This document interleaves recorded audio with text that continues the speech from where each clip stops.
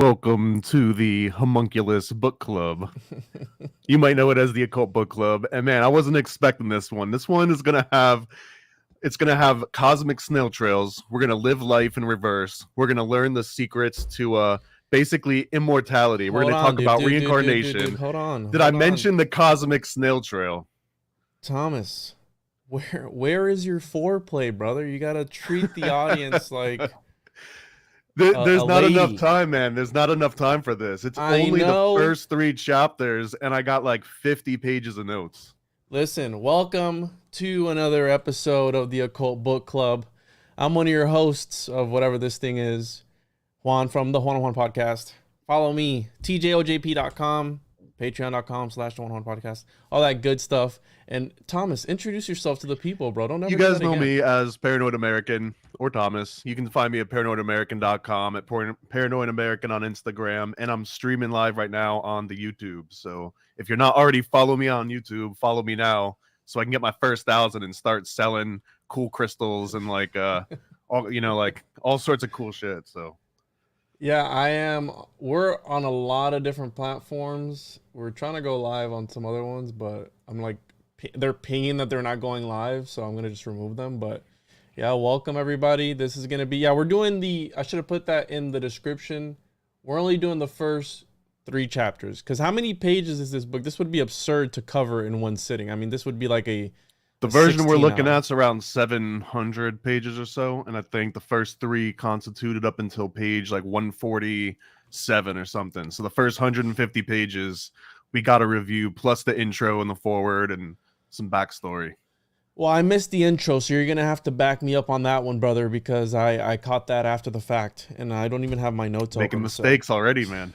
Rookie, dude, Well, rookie. I'll let you know one thing in the intro. And so this book is a Rosicrucian book. It's probably the first one that I've read in any sort of detail. I'm familiar with who the Rosicrucians are, the Rosy Cross, some of the concepts. It's kind of like a Christian mysticism ordeal. But this one gave me the first big insight. And I also noticed so much influence that this must have had on Manly Palmer Hall. Because this book, the original version came out in 1909. The one that we read was 1929. So the 20-year difference, a lot of that went into the intro. So I'll catch you up on the intro. But I want to ask, did you see any of the Manly P. Hall influence throughout this thing? Absolutely. And I didn't even read the table of contents. And in this book, so Flying blind, huh? Yeah, exactly. Well, I did the research that we were going to agree on, right? The first 3 chapters, and it kind of triggers the religious crowd, because in this book they talk about how Christ, or I'm going to put it up right out front, that Christ is 3 separate beings, right? They don't believe in that Christ resurrected in his body, his actual biological body. More than 3. There's like a whole bunch of rules here. I think I made a couple notes that about halfway through chapter 2, I felt like I was doing algebra homework again from sort of like middle school or high school. So I was getting a lot of those vibes where I felt like there was going to be a cop quiz at any point. Like you were going to turn the page and it was going to be like, okay, you're in the 3rd region, but you go back, 1 dimension and then up 2 levels. Where are you? Every occult scientist knows this, Thomas, right? It's like, it's a matter of that's the thing about different beliefs, bro. Like, it's okay if you want to talk about your beliefs, but when you're so matter of fact that is the truth, that's when I get kind of like, okay. I was like, no, this is the way that it is. And it's always funny that whenever we're not putting the respect that these topics need, Thomas. I don't think that we're really putting the respect down. I know some people are going to be talking about that. Well, this one I've got some refutations too, because again, this is 100 years ago, so a lot has happened. A lot more research has come out in 100 years, and there's some bold, matter-of-fact claims that come out in this book that I don't know if they're just outright wrong or if just there was a different amount of perspective that was needed. But the way some things are phrased, it almost feels like you get to debunk some stuff halfway through, which sounds silly about debunking, Christian mysticism. But there's a few things at least we'll get into. We'll debate a little bit maybe. Yeah, it's got some Gnostic undertones, obviously, right? And then, yes, absolutely, Max Heindel did inspire Daddy Manly P. Hall. And I just did an episode with William Ramsey on his podcast, and we talked about Manly P. Hall for a little bit. So I wanted to start off with the introduction of who Max was, right? So we're covering, for those that haven't caught on. And you've got the homework on this where I don't know a whole lot about Max Heindel, so go for it. The Rosicrucian Cosmo-Conception by Max Heindel. Some people would consider this his magnum opus, but who was he? Max Heindel wasn't his first name. His first name was, the first time that he got it was Carl Louis von Grasshoff. And he was a Danish-American Christian occultist, astrologer, and mystic. So that's kind of weird, right? Christian occultist. That's kind of like a paradox there. So he was born in Denmark into the noble family von Grasshoff. And the thing was, he was born into a noble family, and then his father, Francis, married a Danish woman of noble birth, but then when his father took off, his father died when he was 6. They grew up poor. So I didn't understand that part. Like, he married, was it noble birth? Like, was she royalty? Or I don't know anything about the Grasshoff family, but apparently that's who he grew up as in that family. And then in 1903, he moved to Los Angeles. And this is the early 1900s. Was this time. We had Blavatsky, we had Crowley, we had Hall, I always bring up Nietzsche, but he went insane and died in 1888. But this spiritualist movement as well, you had that. The occultism was going rampant. And it seems like Los Angeles, because Parsons was around Los Angeles, right? California, this place that's like attracting people, right? All the greatest hits were going and migrating there. So after attending a lecture by none other than C.W. Ledbetter, right?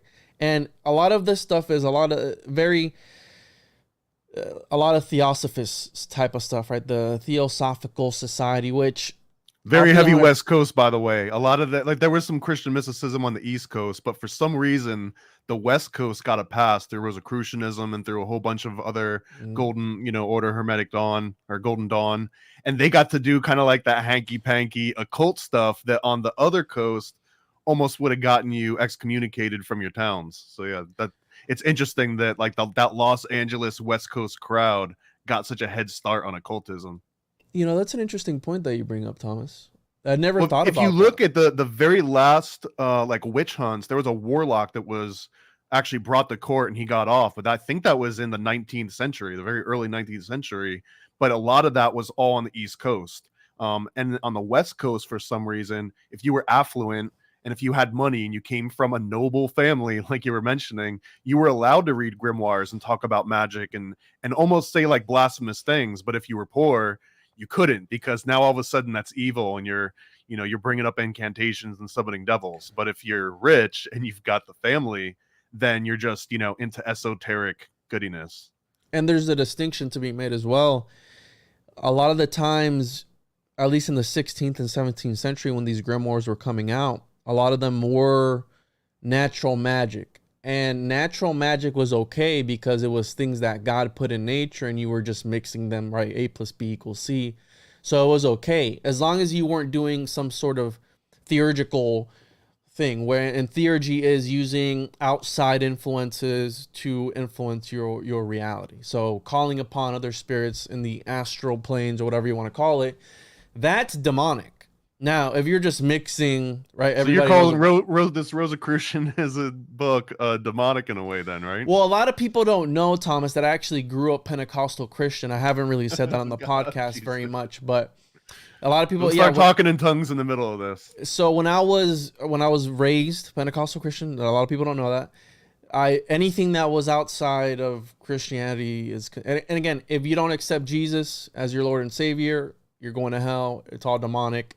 And in this book, it talks about how Jesus, right? They don't see Jesus as God, and that's one of the more confusing aspects of Christianity, because God is the Holy Trinity. He is the Father, the Son, and the Holy Spirit. And I remember as a kid going like, "Wait a minute, how is he? So he's no, but there's 3 separate entities. Like what? No, so it's God, okay, and then Jesus, yeah, he's the Son, so he didn't carry the one. It's always the classic he's problem. His own dad. How is that going on? And then it was like, oh yeah, but then he's like this metaphysical thing too. It's like, as a kid, bro, it just blew my mind. So, well, all answers are going to be revealed today. yeah, so all answers. Sign up for the Patreon. I made a $666 tier. I will give you the recipe for the Philosopher's Stone. So sign up on there. And so he became the vice president of the Theosophical Society in 1904 and 1905. He also became a vegetarian and began the study of astrology because he felt it gave him the key of unlocking the mysteries of man's inner nature. He met his future wife, Augusta Foss, around this time. And around this time, overworking, overexerting himself led him to have severe heart trouble in 1905. And for months, he lay at the point of death. Now, this is where it gets interesting, because he said that during his time of his illness, he spent most of it outside of his body. So he says here, consciously working and seeking for truth as he might find it on the invisible plane. So in 1906 to 1907, he was doing a lecture tour, going around sharing his occult knowledge. And after a course of lectures, again, he was forced to spend time in the hospital he had heart valve problems. And so he goes on 1907. He is in Minnesota, traveled to Berlin, Germany with his friend. And for months, he was trying to get him to hear a lecture series by Rudolf Steiner. Now, I didn't really get into it, but I'll be 100%. I've never read Rudolf Steiner's work. I've stumbled across it. I don't know if you have. Have you, Thomas, ever read his stuff? I'm still very American-centric. I'm just now starting to branch out. But I mean, this guy was also American, so I haven't branched out too much yet. Okay. Well, maybe we should cover Rudolf Steiner because he was an inspiration. There's actually papers dedicated to the different arguments of Steiner and Heindel. So during his short stay in Germany, he developed a sincere admiration of Steiner, to which he, quote, esteemed teacher and valued friend. He dedicated his magnum opus. He sat on several lectures and had one or two interviews with Steiner. So, and then Sophisy, whatever. Anyways, it's the idea of animals and, let's see here, spiritualist movement. And it's the idea that, I don't know what that is. I thought I had it right. But anyways, it has something to do with animals or something where they can have spiritual experiences, but that's a whole other podcast. And but at the time, he understood that his teacher could not help him advance along the path of spiritual enlightenment. Heindel reported that with his mind already made up to return, so going back to the U.S., feeling that he had given up his work in America in vain to take this trip, he was visited by the vital body of a spiritual being who identified himself as an elder brother of the Rosicrucian order, an order in the inner worlds formed in the year 1313, and having no direct connection to physical organizations would call themselves by this name. Heindel claimed that the elder brother gave him information which was concise and logical and beyond anything he was capable of writing. Hey, that sounds exactly like the story of There's No Real Cartesian and the old man from the Voyage to Cartesius, right? The guy that finds his mentor that leads him around Europe and teaches him how to be visited by astral bodies to give him knowledge. Look, I don't know how to say the word, but that's how you say anthroposophy, right? How do you say that? Anthroposophy? You can't even say. See, if Thomas can't say it, beats me, bro. Okay, so yeah, that stuff, and I think it has to do with animals or something or other. But whatever. Anthroposophy? I don't know. Who knows? So this is where it starts to cooking with gas, right? He's visited. How you said it, not me. Visited by some spiritual being. This goes along with a lot of alchemical beliefs that when the student is ready for the magnum opus, the teacher will show up, right? There is entities in the bowels of reality, and every now and again they'll stick their head out of the cheeks of reality and go, "Hey, Thomas, are you ready for that magnum opus?" I've seen Ace Ventura. I've seen this before. Yeah. Yeah, they were referencing that, bro. You know, spread the cheeks of reality, and hey, what's going on, dude? You're good to go. Have at it. So again, beyond anything he was capable of writing. Later, he found out that during a previous visit of the elder brother, he was put to a test to determine his worthiness to be a messenger of the Western wisdom teachings. He recounts that only then he was given instructions how to reach the etheric temple of the Rose Cross near the German-Bohemian border, and how this temple was in direct communication with with and under the personal instructions of the elder brothers of the Rose Cross. The Rosicrucian order is described as being composed of 12 elder brothers gathered around a 13th who is the invisible head. These great adepts belonging to human evolution, but having already advanced far beyond the cycle of rebirth, are reported as being among those exalted beings who guide mankind's evolution. Further, some help him manifest without necessarily being under any. That's one of my favorite parts that we get into, that there's these entities that are helping humankind, but it might be us, and then when we die, we spend 2 or 3 centuries out in the sky, and we use that to literally terraform the earth and change the earth and cause earthquakes and volcano. We'll have to get into that though. That comes in a little bit. Well, speaking of this time. Well, not kind of this time, but L. Ron Hubbard was also on some stuff like that, right? Where they would advance in these orders and go on. And every time I think that I'm a degenerate, this chat is even more degenerate than I could ever be, right? You have they never fail to disappoint. But we have some degenerates in this show. We are touching the cotton of the occult on this show. Yeah, but where's your respect, everybody? What is everybody on? You know, show some respect on these serious topics, Thomas. So this is where he's at, pretty much. And a lot of people don't like that idea. I've noticed in this conspiracy round, because I guess what idea specifically? The idea that there are entities controlling our reality. I forgot who I was having a conversation with where they were like, not kind of really. I like that idea. It makes my nipples hard. I think that it's again, but I don't know if it was, a lot of people don't know. It's the ultimate Illuminati, right? Like it's hard for me to believe that there's a bunch of flawed humans that have some kind of superpower, super knowledge where they're just without flaw. But if you told me that there's some kind of demiurge or like a collection of them and that's the Illuminati, I feel like that at least has more logic behind it. I'm not going to say it makes any more sense or I believe it anymore, but it has more logic compared to just like a group of people in a shadowy room somewhere. Listen, Thomas, you can't blame other worldly entities for you being a piece of shit. Okay, you will have to come to terms with yourself and admit your wrongs. This book argues that it's up to the true occultist to find the good in all evil, and that if you're truly like an advanced being, then you can inject so much good into evil that you turn it good again.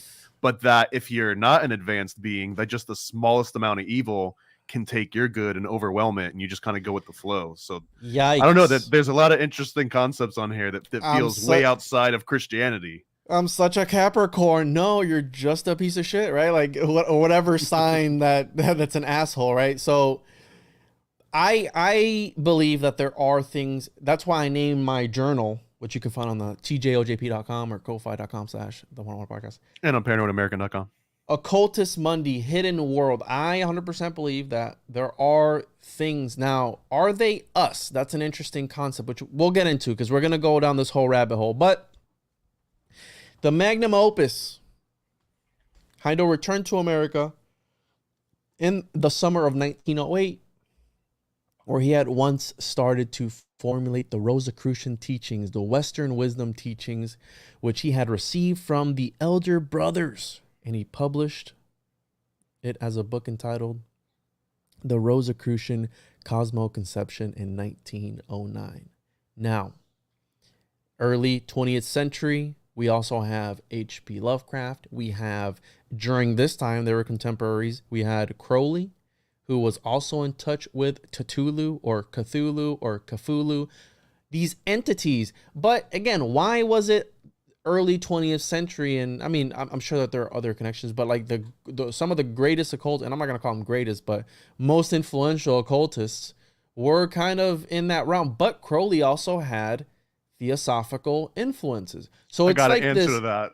I know it's a rhetorical question, but the answer is that if you're an occultist, right, and you hear all of a sudden people are making a fuss like, oh, Crowley's out here talking to demons and aliens and like, you know, summoning things and talking through them, it's almost like you got to raise your game, because then you got to wonder, why am I not talking to demons and aliens? And then other people are going to start asking, well, hey, Juan, how come Crowley's out here talking to aliens and demons and you're not doing any of that? Like, does he got something you don't? So I also feel like there's probably, in a very pragmatic sense and a human level, there's like a pressure now that, well, if people believe that Crowley's talking to things, like that's the new thing you got to do. Just like if I'm going to drop a book and I want the entire world to take notice, I can't just say I wrote it. But if I say, you know, some entity came down from the astral realm and bestowed this knowledge on me, so you're reading the writings of, you know, an astral being, I think that has like a better kind of marketing push to it too. So I'm not saying that's what's going on here, but I mean, I feel that, you know, marketing isn't something that got invented after the year 1920 or 1909. Marketing and all of that's been around since before any of our grandparents were born. I'm going to have to agree with you on that one. I mean, you say a lot of ridiculous things, but that I'm going to have to agree with that one, Thomas, because yes, it does give it some sort of prestige, if you will. It does add to it where, hey, there's one thing, I'm the appointed king, right? I'm going to tell you what to do. Hey, God appointed me as king, bro. So now, like, it rings a little bit different. It's like, oh, you were appointed by God? Okay, I'm sorry. So, yeah, I think that's also a part of it. Now, Blavatsky, I haven't read any of her works. I've skimmed her works, and I think it's Isis Unveiled. Isis Unveiled, yeah. That, if you want to talk about a book, it's like 1,100 pages or something. It's very like... It's got to be on the list, though, man. That one is going to be a slog, and then what? Morals and Dogma is going to be a rough one to get through, but they've got to be on the list here for this show. Yeah. Well, eventually we'll get to it. I'm not excited. I always gauge books on, I call it the scrotum meter. Depending on like how much my balls hurt after reading the chapter, I know how hard it was. So in this book in particular, we only did the first 3 chapters. Chapter 1, no sensations in the scrotum area. Chapter 2, slight tingling, right? Slight tingling. And then number 3 was like, chafing. Oh, yeah, dude. There was like, chafing, yeah. It just sucked, right? It was a grind. And again, it's like this matter of fact attitude, like, I know this is what it is. And are you dumb? You don't know that you're on the 3rd level of the astral realm, bro? Like, well, there's something else where when this book starts out, and you didn't read the intro, and I didn't take any notes about this part in particular because it was talking more to the reader. But the book starts out and it talks about how I've got these very complicated topics, but they're extremely important for you to understand. So I'm going to explain it in the most simple form of English, so even a layman can understand every single principle here without having any prior occult knowledge. And he starts out pretty decent in chapters 1 and 2, but then when you start turning that corner and you turn the page into chapter 3, which is the longest one of all of them, now all of a sudden every other paragraph is like, well, all occultists know, this maxim and this axiom, and I got to almost every single one thinking I've never heard that before, and that's just because it's a weird claim that was made in 1909 and never again because someone else came up with a better one. Or did he have some actual secrets that have just gone kind of undetected all this time?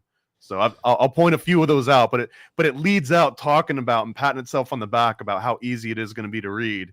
And he kind of steers it that way, but that means that every time that they don't explain something in detail, it just kind of stands out as like, you're kind of lied about this part. Like you said you were going to explain this in detail and not leave it all to like vague abstractions, which they kind of do in a certain points. So let me pull up a definition, right? I know we'll eventually get to Rosicrucianism. I haven't done an actual episode on the Rosicrucians, but I want to just talk about the Rosicrucians really quickly and their mascot is Christian Rosenkrantz, who's like a fictional sort of person allegedly that represents, like, I don't want to say like they're Jesus, but he's kind of their figurehead that represents everything that the Rosy Cross is supposed to stand for. Yeah, exactly. Kind of like their Messiah in a way. And so let me pull it up here real quick. Hold on. And one thing too that was interesting to me was that in this book, he talks about all Rosicrucians believing that the human body is filled with a red light. and that red light is what makes blood red, and that any animals that have red blood therefore have this same sort of like supernatural cosmic energy. So I'd never heard it described in that particular way before, which was interesting. Yeah, there's a lot of things that are based off of observation.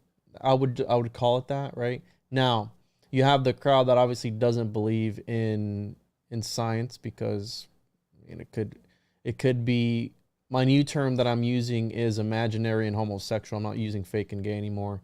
Imaginary and homosexual. So some people think that science is that it's not to be trusted, right? But again, just science in general, just all of science. That's kind of vague itself. No, well, not just science, but I mean, we know what happened right in 2020, and a lot of people think that. I think it's another form of religion, if you will, like this scientism, I guess you could call it, where people will. Well, I think it's the appeal to authority. It's that classic logical fallacy, but people. Like one of the logical fallacies in appeal to authority. It's basically when you say, well, I'm a doctor, and a doctor says, or the commercials, it's like 9 out of 10 dentists, recommend this toothbrush. That's just an appeal to authority. It's like, you didn't tell me why the toothbrush was recommended, what kind of advantage this has over any other thing that's on the market. You just told me that 9 out of 10 dentists prefer it, and I should just follow them because that's the majority of the assumed professionals. But it's the same reason as when you go on like mainstream media, and they'll have like a doctor that they interview, but the doctor's got makeup on and they know how to like move their head. And I mean, they're not like a legit doctor you would go and talk to. They're a TV doctor that gets hired to do those things. It's titled by but that's doctor by the appeal title. to authority. Mm-hmm. So Rosicrucianism is or was spiritual and cultural movement that arose in Europe in the early 17th century after the publication of several texts announcing to the world the unknown esoteric order. Now, some people will say that Rosicrucianism was this elaborate hoax, that it was just another that thing Q, right? I don't want to trigger any algorithm. Yeah, but we're talking about something that the book dates back to the 1400s and 1313 prior, right? So I mean, and that's funny, right? Huh? It's funny you say right 1313. That's a long time before the 17th century, which alleges when these manifestos came out. It's not clear in this book what part of the information came from 1313. Just to be clear, I got the impression that a lot of this was like modern, but it would blow my mind a little bit if any of these claims that he's making date back that far. Like if we could trace specific claims that far. And what was going on in 1313, Thomas? That's when Jesus was born, right? No. 13 Knights Templar, bro. Knights Templar were going on in 1313. So there I've heard the connection before. I've heard people trying to make the connection of the Rosicrucians and I've also heard that there were secret societies during the time of Jesus Christ. Like during that time there were secret occulted societies that were operating in the background and orchestrated something. So I mean that's also... I want to mention every secret society that still exists to modern day in the West, at least, all claim that they came from the Knights Templar. Freemasons claim it. All the various Freemason sects that come out of that, Rosicrucians claim it. Okay, maybe not every single one. Like I don't know if the OTO claims all the way back there, but I guess through like the Baphomet connection, you can almost say that anyone that integrates Baphomet would essentially be hearkening back to Knights Templar too. So, I mean, take your pick, and it feels like you could throw a dart at a board at least and have a very good chance of hitting a modern day secret society that traces themselves back to Knights Templar, because again, it gives you that clout, right? If it's like, if 9 out of 10 of the secret societies on the planet all say that they're as old as and contain the same secrets as Knights Templar, then what are you even doing if you don't claim the same thing? Somebody said they don't trust you, bro. What do you have to say about that? This occultist Lux guy. I don't even know who this guy is, bro. This guy's... I mean, poke and prod me, bro. Go at it. I don't care. So, yeah, the Knights Templar, right? There's that connection there. And I've also heard people talk about that because the sign, the emblem that they use on the front of one of the first manifestos was the sign of John Dee's Monas Hieroglyphica. So they were talking about how John Dee kind of had this hand in creating the Rosicrucians. And Now I've It's a studied common John. theme, right? It is a common theme. Having communication with these astral beings and bringing their information back down to Earth. Yes, and I mean, it wasn't just John Dee though. It was people way before him. I mean, the But there's a lineage, right? Like it's like if you Yes. could imagine like a cosmic baton getting passed off, Yes, it kind of yes. goes through a very specific set of hands. Yes, yes, and again, they all influence each other. So Trimetheus, which was the guy who was the father of modern day cryptography, and I think we talked about in the Spinozian episode, the dopamine deep dive that we did recently, a couple weeks ago, last week or something, and he was also supposedly in touch with. He had some sort of angelic magic where they were talking to angels, quote unquote. So again, there's that connection there. And so we have here, many were attracted to the promise of a, quote, universal reformation of mankind through a science, quote, built on esoteric truths of the ancient past, which, quote, concealed from the average man, provide insight into the nature and the physical universe and the spiritual realm, which they say had been kept secret for decades until the intellectual climate might receive it. Now, that's some gatekeeping right there. that is some gatekeeping. Until the intellectual climate would receive it. It's like saying until all you idiots stop being such idiots, wisen up, and then we'll finally give you this profane knowledge. And this universal reformation of mankind, well, that sounds a lot like what New World Order. Not only that, but think about it in an alchemical sense of it. So why were the Knights Templar? Where did the gold come from for the Knights Templar to build all those cathedrals? And if we follow Fulcanelli's teachings or his words, if Fulcanelli was even a real person, which again, early 1900s, 20th century, right? The last alchemist, if you will, he was talking about how they concealed the secrets of the Philosopher's Stone, if that's even a real thing, in these cathedrals. Right, to preserve the knowledge, but only the initiated were able to extract that information. So the universal reformation of mankind through a science built on esoteric truths of the ancient past.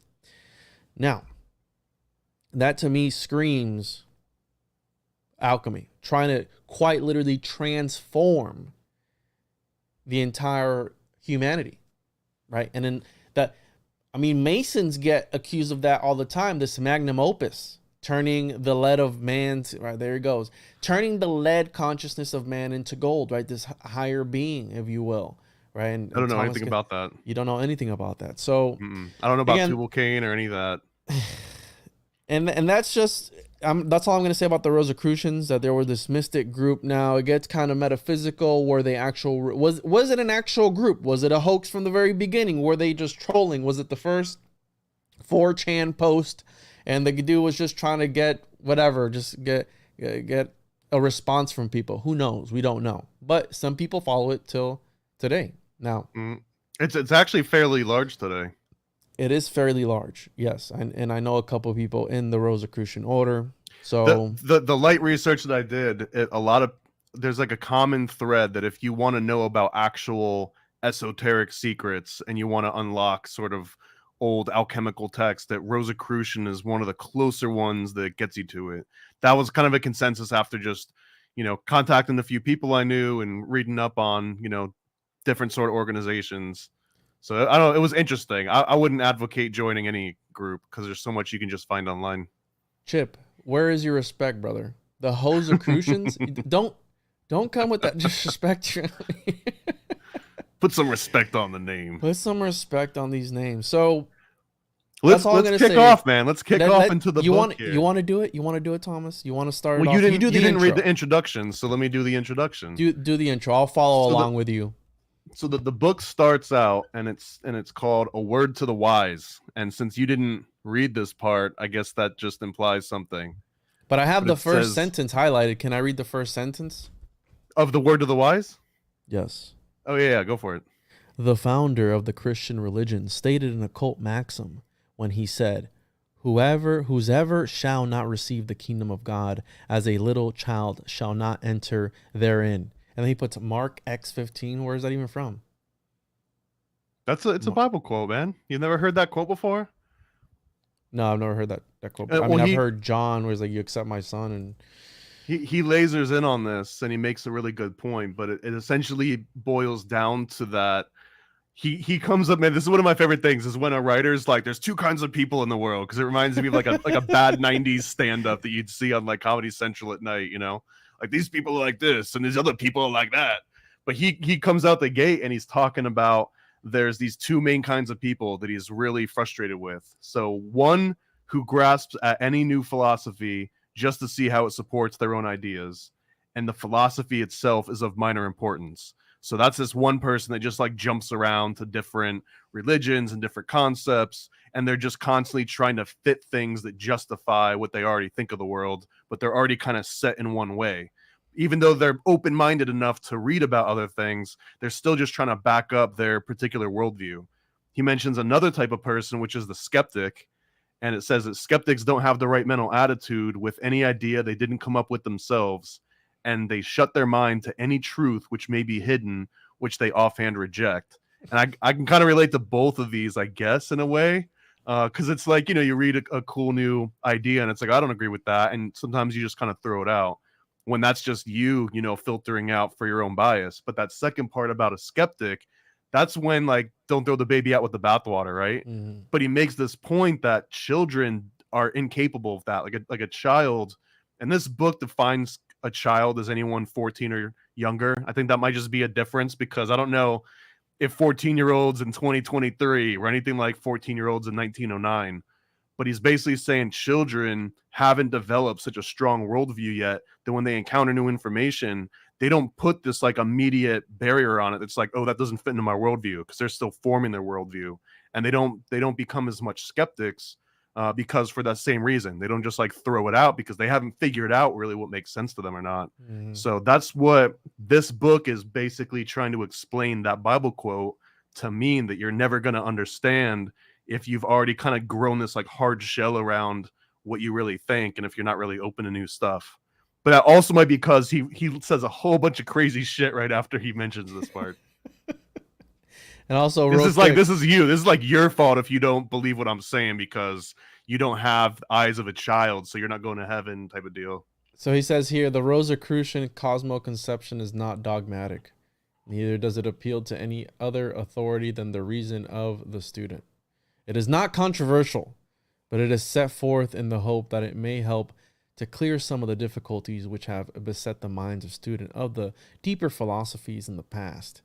In order to avoid serious misunderstanding, it should be firmly impressed upon the mind of the student, however, that there is no infallible revelation of this complicated subject, which includes everything under the sun and above it also. And again, when I read the table of contents, I didn't know that he went there, but he goes there and he goes hard in the paint. And this is a long book. I mean, there's a lot of information, bro. And like I said, we'll come back to it. We're going to have to jump around and come back to this one later, but I feel like there's a reason to go through this entire book at some point. Hit every yeah, chapter. we can do that. We can do that. Absolutely. So continue, please. All right. Yeah, I got a couple others for the introduction here. So this one stood out to me. This one's somewhat verbatim. I've tried to like update a little bit just so it's easier to express. It's exceedingly difficult to retract a hastily expressed opinion. Therefore, it's urged that the reader withhold all expression of either praise or blame until the study of work has reasonably satisfied him of its merit or demerit.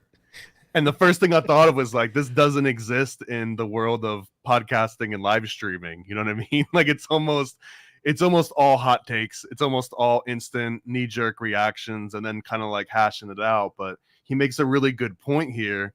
And this kind of comes up in these sort of like esoteric secret societies where like once you say something, it's impossible to take those words back. So if you say something stupid in front of someone, or bumble your words up like I just did, like you can't ever take that back, and it's just out forever. And that if you want to overcome that sort of, weakness or perceived weakness, to just don't say anything at all until you become an actual expert in something. Now, I don't think I could live my life like that, but he also mentions later on in this book all sorts of aspects of like the great silence. And the great silence in the context when he writes about it, it has nothing to do with like the typical Christian great silence, which is when a monk takes like a vow of silence for a certain number of years to kind of prove that, you know, they're chaste and that they're willing to go. It's almost like Fight Club, right? The dudes that stand out in front of the Fight Club for like a week until they let them come in. But you An got to initiation. put yourself, yeah, you go through this initiation. But it also felt like that the wording of that great silence harkens back to him talking about like, just don't say anything until you're fully sure of something's merit. But again, well, since this is the intro, this could be him like, yo, don't talk shit about my book until you read the whole thing. Yeah, like don't critique it. Like which we're gonna do, which we're gonna do right now.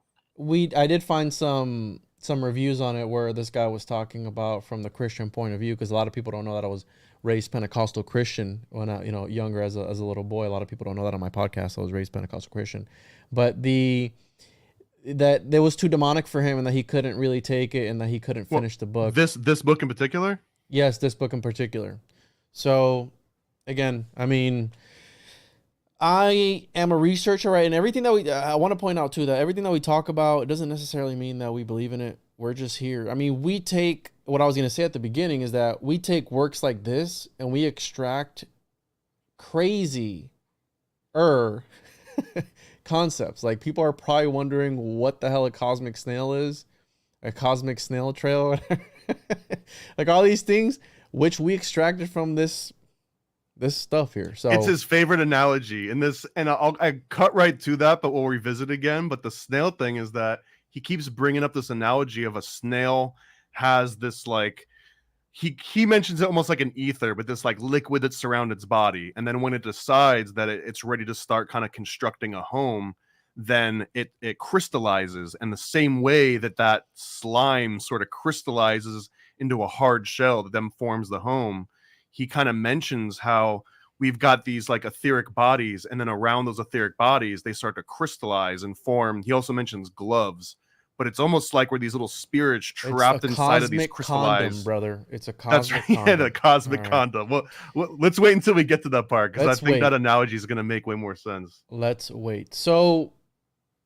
one more thing from the intro, yeah, because this is the part that stood out to me the most, and I don't know if it helped a whole lot, but he says that when he originally wrote the book in 1909, he mentions points in the body, and that within these points and vital aspects of your anatomy, this is where this like this cosmic energy kind of comes out, and it can come out in clockwise spirals and counterclockwise spirals. It could be dense, it could be thin, all depending on how much you refined your sort of like communication with this cosmic world, for lack of a better word.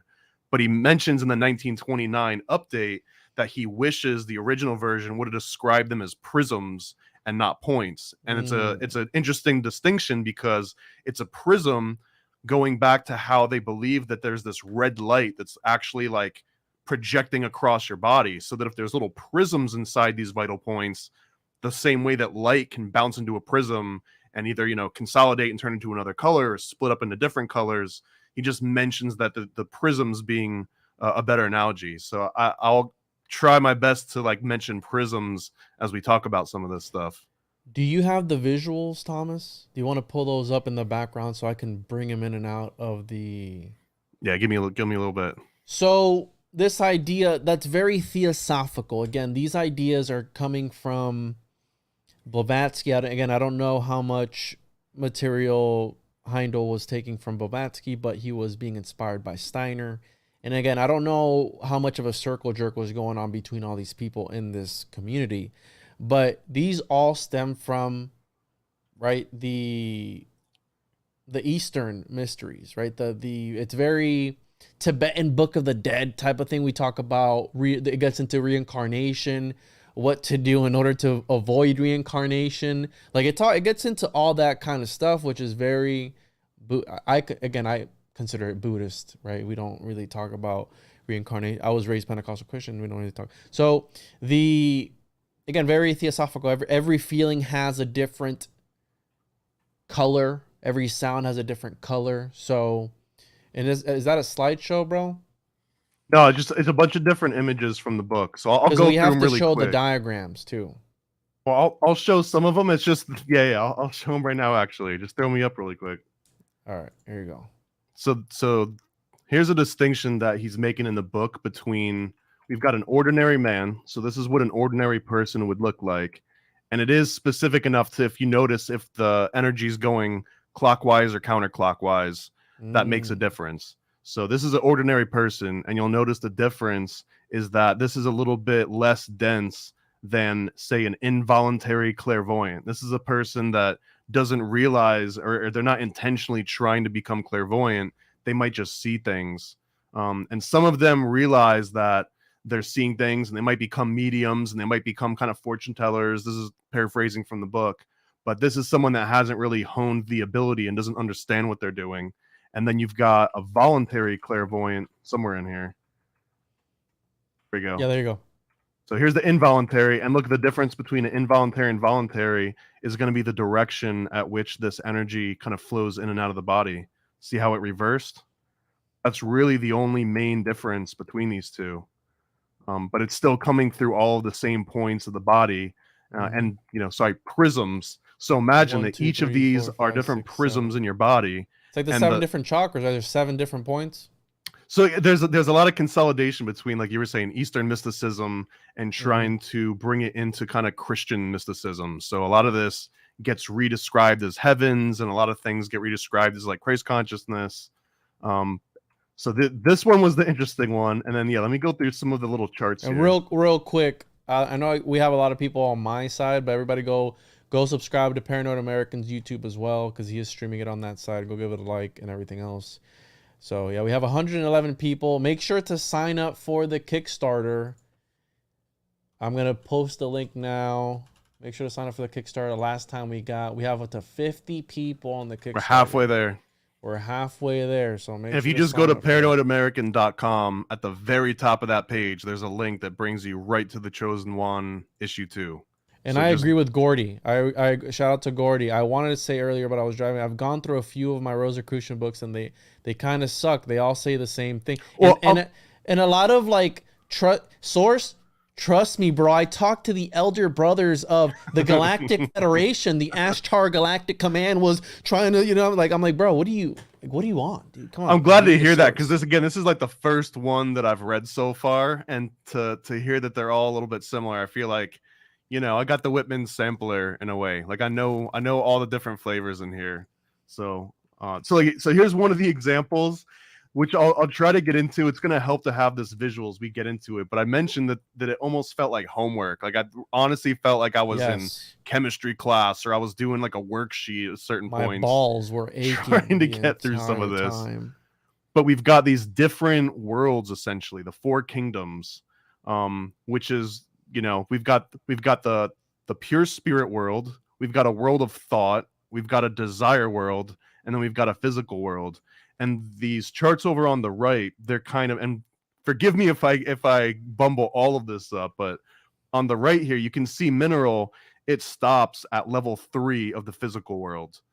So it's basically incapable of having any sort of desires of itself. All of its desires kind of come from this like spirit world. And this is where we're gonna get into the Archons, and we're gonna get into like you die and your spirit goes up, and you use that to like and you can kind of like control minerals at that point. But then right next to mineral, you've got plant. So a plant at this point, it's getting closer to actually being connected to like the desire world and the desire body, but it's not quite there. Whereas the animal, it's actually partially in this desire world. The human goes all the way up here into the world of thought. And the book, and I don't know if Rosicrucian in general, but it makes these claims of that animals are not capable of higher form thought, of like an abstract thought that they can think about in their head and then bring it into, the focus of their mind and then make that into a reality. Whereas animals are just kind of acting on their immediate desires, hence this desire world, desire body.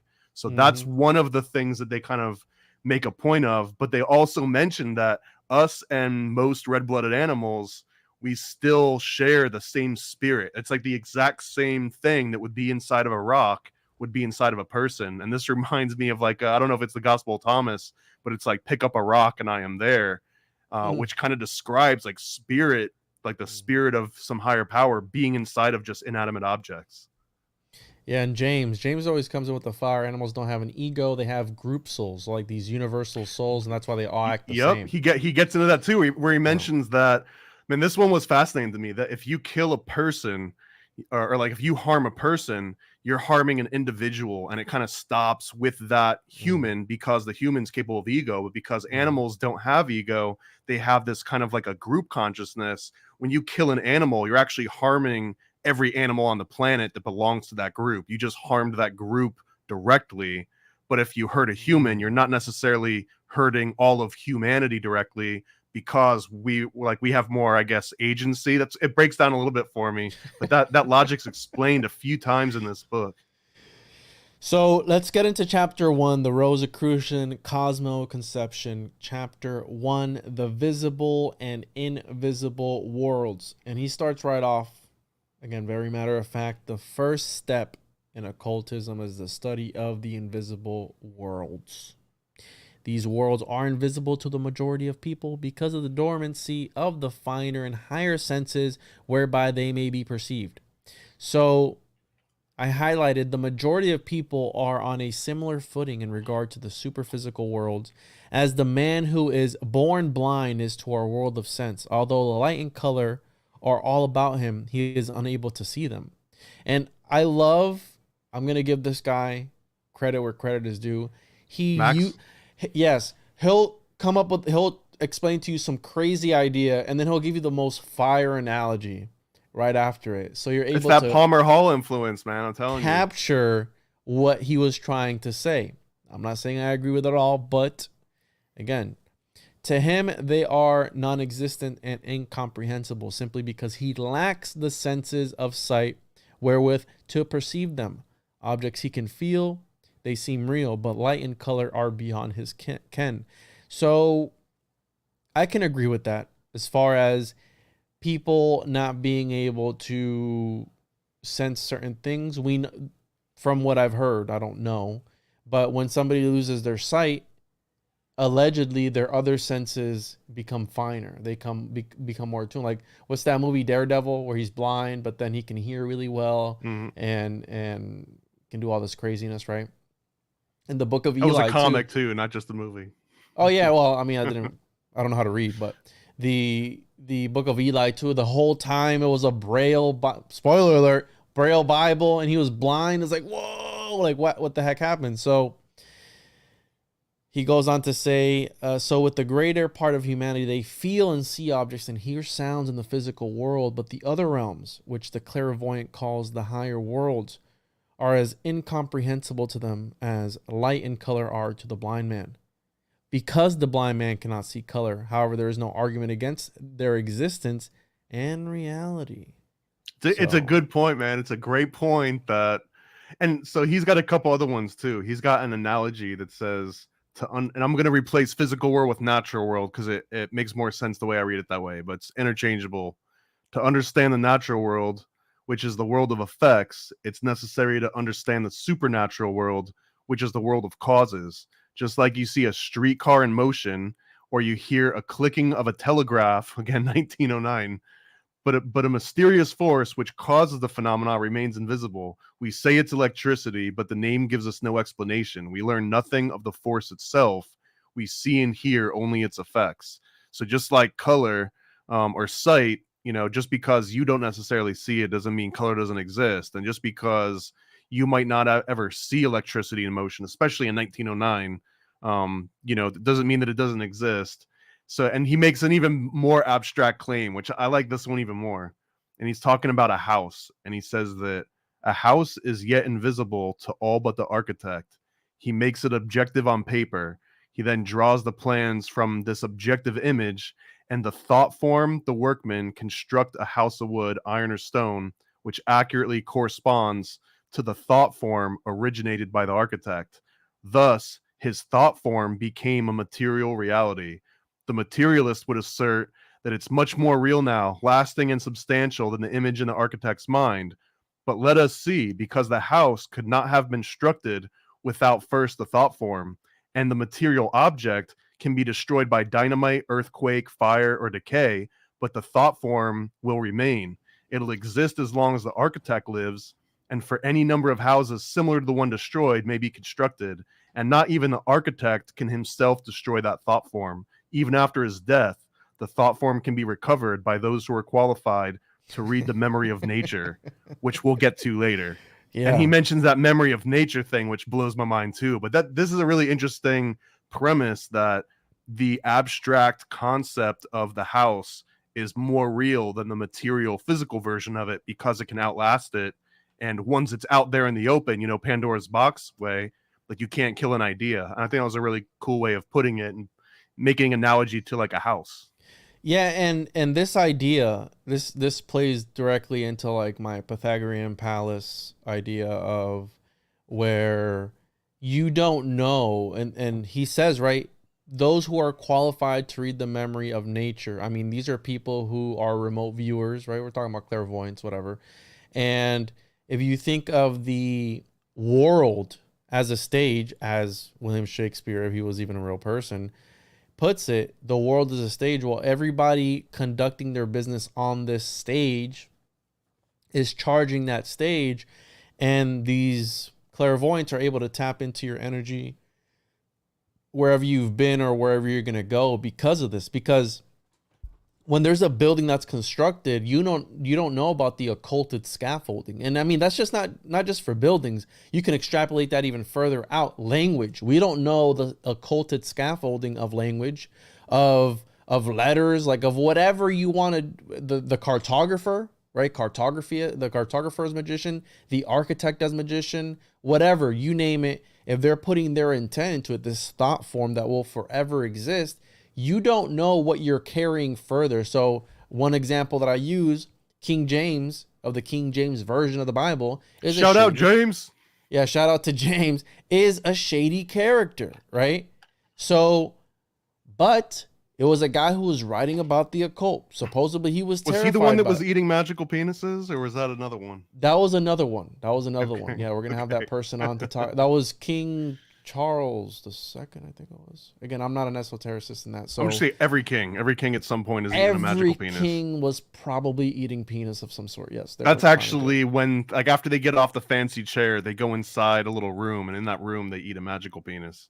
Yeah, exactly. So the idea will forever exist in this either very Akashic records-y theosophical idea. Oh, and even if you want to get into the pseudo-sciencey aspect, this is that concept of psychometry, where if like an event happens in a room, all of the material and all the objects in that room kind of record that event. You can play it back, or some people can see it happen. So that's known as psychometry, which I think is like a cool aspect of it.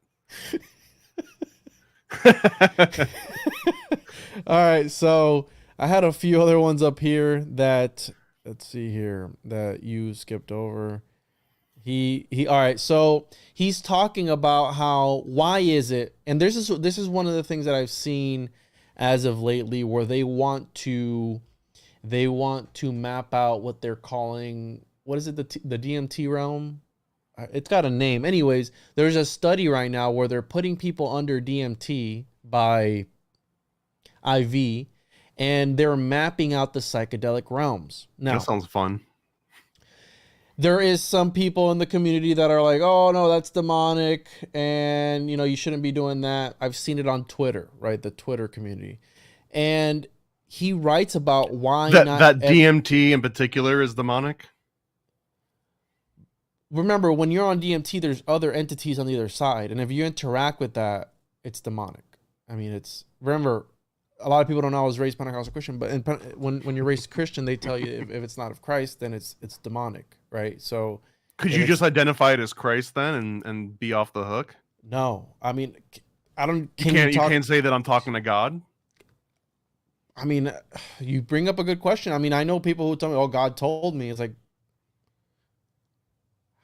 how do you know who is?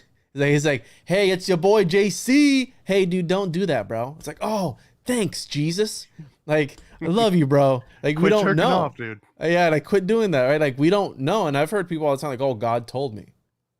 All right, hey, that's fine. I mean, if he told you, then don't do it. Whatever.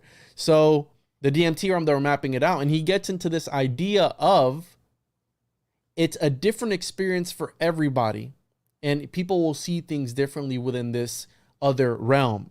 And right here, suppose a newspaper sends 20 reporters to a city with orders to ride up. Reporters are or ought to be trained observers. It is their business to see everything, and they should be able to give a good description as can be expected from any source. Yet it is certain that of the 20 reports, no two would be exactly alike. It is much more likely that they would be totally different. Although some of them might contain leading features in common, others might be unique in quality and quantity of description. So is it an argument against the existence of the city that these reports differ? So he explains this idea that it's different for everybody, and everyone's description of these higher realms or these spiritual realms differs. And then he gives you a fire-ass analogy of like, yo, that makes sense. Thanks, I like that. Like if you send 20 people to Chicago to write about what Chicago's about, and one guy writes about a stray cat that he followed, you know, for 8 hours, and that's his article. And another one writes a restaurant, and it's like, you know, that this one place can't possibly be all these different things. So one of you guys are lying, or one of these things is incorrect, when in fact maybe they're all correct. Then there's another analogy that we've come up with before too about, it's like an old Chinese proverb or something, where there's a bunch of blind men in a room feeling up an elephant, right? And one grabs the tail, and one grabs the dick, and one grabs the ear, and they're all describing the different appendages that they're holding on to, and they're all kind of, you know, arguing, no, it's got a huge dick, or one guy's like, no, it's got like a real thin thing, you know, but they're all holding on to the same elephant, and they're all describing the same thing, but they just have different vantage points. So he's going on, and I think some of this part of this book, I get a vibe that he's trying to explain apparitions and the ghost world and a lot of the supernatural things that would be reported in the early 20th century. I think he sort of like molds and adapts some of the things that he talks about because they seem to just fit so nicely into like ghost reports. Again, the chat never ceases to amaze me with this is disgusting, guys. Come on. This is disgusting. Where is everyone's respect? We're trying to talk about Christ consciousness. We have 118 people. Make sure to hit the like button. Make sure to subscribe to Paranormal American's channel. Make sure to show everybody else in the chat. I got Occultist Lux. Go check out his channel. We had Strange Brew Podcast. Make sure to check out his channel. So thank you all for being here tonight. I'm having a lot of fun. And yes, bro, this idea of it's different for everybody. And I don't think I've asked you, Thomas, what are your thoughts on, you might have said at the beginning, but I don't really pay attention when you're talking to me, but what are your thoughts on the unseen world? Do you believe in ghosts? Do you believe in Bigfoot and stuff? What are your thoughts on all that? Are UFOs real to you, or are they imaginary and homosexual as well? It's a spectrum, man. It's a freaking spectrum. You're on the spectrum? I know you're on the spectrum, but they're all, yeah. I feel like if there's a spectrum, right, to like the least believable to the most believable, ghosts are probably somewhere at the least believable. And I would say like Bigfoot maybe on like the most believable to me. It's like I actually feel like there's probably undiscovered species, and I might feel that there could be, I don't know, maybe some alien type stuff. But no, I don't necessarily believe in ghosts and apparitions, and like that's why I've offered to summon a demon live with you before, but you're not man enough to do it yet. So no. And but like, I love those.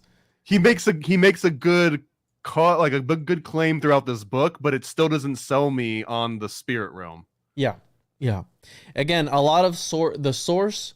Trust me, bro. You're gonna have to take my word for this. I talked to the elder brothers, Paranoid American. Well, I didn't know this dude was on his deathbed for like 2 years on the lead up to this. So if anything, yes, maybe this went into his genius marketing, but it does give it a little bit more credit that a dude that's been dying for 2 or 3 years is writing about the afterlife. And I appeal to authority. I realize it's a fallacy, but it works. I see Slick in the chat.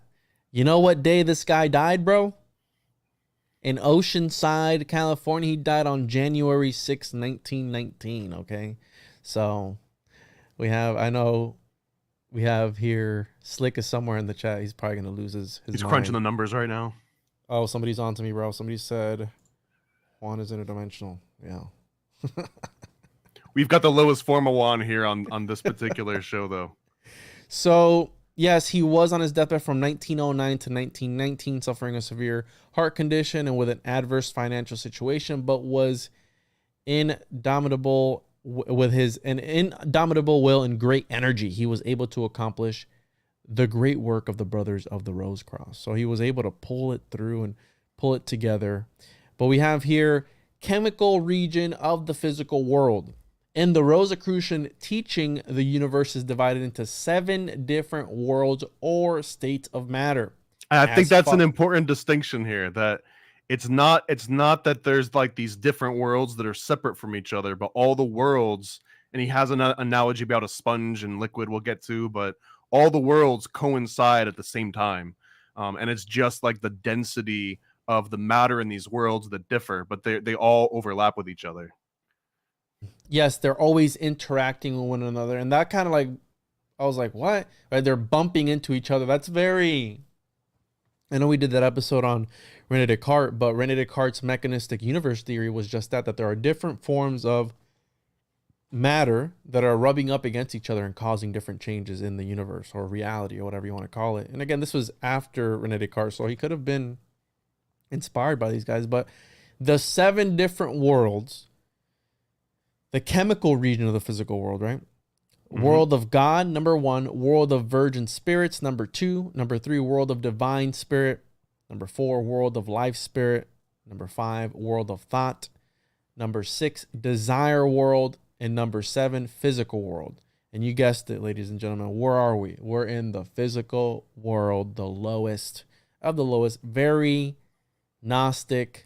This body is just a cosmic condom that's holding us back from experiencing the true essence of whatever life is. And guess what? In this book, he reveals the true nature and the purpose of life. So stay put if you want to learn the true purpose of life. And you have here, the matter of these worlds also varies in density, the physical world being the densest of the 7. It always goes back to that 7, right? The 7 angels or 7 Elohim or 7 different chakras, 7 different steps of alchemy. You have, what else is 7? 7 days of the week. Give me another 7th heaven. 7th. No, give me another one. An occult, esoteric one, bro. Give me 777, bro. We've talked about the lottery machines have occult origins, and that it used to be, it used to have not a monetary sort of denomination to it. See, that's Sonia gets all it. been perverted. Thank you, Sonia gets it. The cosmic condom. I get exactly. We're being held back. We're being held back, and also I missed the world of thoughts. Yeah. Oh, and then we got here this other one over here, right here. We're just fleshlights of the elder brothers or whatever they want to call them. So, all right, here we go. Let's get serious. The 7 C's. Let's get serious. Where we at? The 3 dense subdivisions of the physical is the solids, liquids, and gases. So he's just breaking it down again because this is very... The Theosophist from this is the homework part. Homework, but not only that, but you have to understand that there were, especially H.P. Blavatsky, was all about the micro. So if you understood man, right, we did the occult anatomy of man, and man being this universe, this smaller universe, right, in the micro. I feel scale. like that anatomy of man came from this like Manly Palmer Hall pieced the majority of that together from Rosicrucian teachings. Mm-hmm. Yo, who the fuck is this? And I'm not Mexican, by the way. Keep them out of America. Can somebody block He's even worse idiot? than Mexican, bro. You couldn't even imagine. Somebody fucking block this idiot. I'm not on the YouTube. Let me block this retard. So he's breaking it down because there are different... Cherry, can you block that idiot? The idea of understanding man as a microcosm. And when you understand the microcosm, you understand the macro, the bigger universe. And whatever you're able to do on the micro scale, you're able to break it up in the bigger picture of things. To all the StarCraft players out there, though, that's not necessarily true. Just because you're good at micro doesn't mean you're good at macro. I don't know what that means. I wish I knew what that means. That's okay. Okay, so here we go. The careful consideration given by the occultist to the characteristics of the physical world might seem superfluous, were it not that he regards all things of the viewpoint differing widely from that of the materialist. The latter recognizes 3 states of matter: solids, liquids, and gases. These are all chemical because derived from the chemical constituents of earth. From this chemical matter, all the forms of mineral, plant, animal, and man have been built. Hence they are as truly chemical as the substances which are commonly so termed. Thus, whether we consider the mountain or the cloud that envelops its top, the juice of the plant or the blood of the animal, the spider's thread, the wing of the butterfly, or the bones of the elephant, the air we breathe or the water we drink are all composed of the same chemical substance. Tell me that doesn't sound like a magical spell right there. The blood of It, the animal and a spider's thread, the wing of a butterfly and the bones of an elephant. yes, and very, very grimoire, or I mean, the juice of the plant, right? The juices of the plant. And yeah, absolutely. And he's not wrong. It's like in the Full Metal Alchemist when they're trying to bring back the mom and they get all of the elements that are that make up a man, a human being, and they put it together in this transmutation circle, but they don't get it because they're missing that one thing, right? What do they the soul. Right? That Well, one. and let me point this one out because this is the part that I bolded that I think made the most sense to me. And he says that as all forms of mineral, plant, animal, and man are chemical, they must logically be dead and devoid of feeling as chemical matter in its primitive state, and the Rosicrucians assert that they are. So this is, I think, for 1909 is a pretty heavy statement. And it's kind of what Cart, Rene Descartes was mentioning, where the soul can't be in your fingers and your arm because you can chop your arm off and you've still got your soul. But he argues otherwise. Well, he led into the pineal gland. He read into the pineal gland. Yeah. But these guys are saying that it's not actually stored in some kind of physical space, that it lives in between, I guess, like the atoms or the individual components that are dead and lifeless, which I think is sort of a deviation from that Cartesian sort of philosophy that we went over in that previous book. Yes. So let's see here. What is it then determines the confirmation? So we have 4 kingdoms, and then he breaks it down even further. The 4 kingdoms: mineral, plant, animal, and man. And I tried to bring this up the other day when we were doing that episode.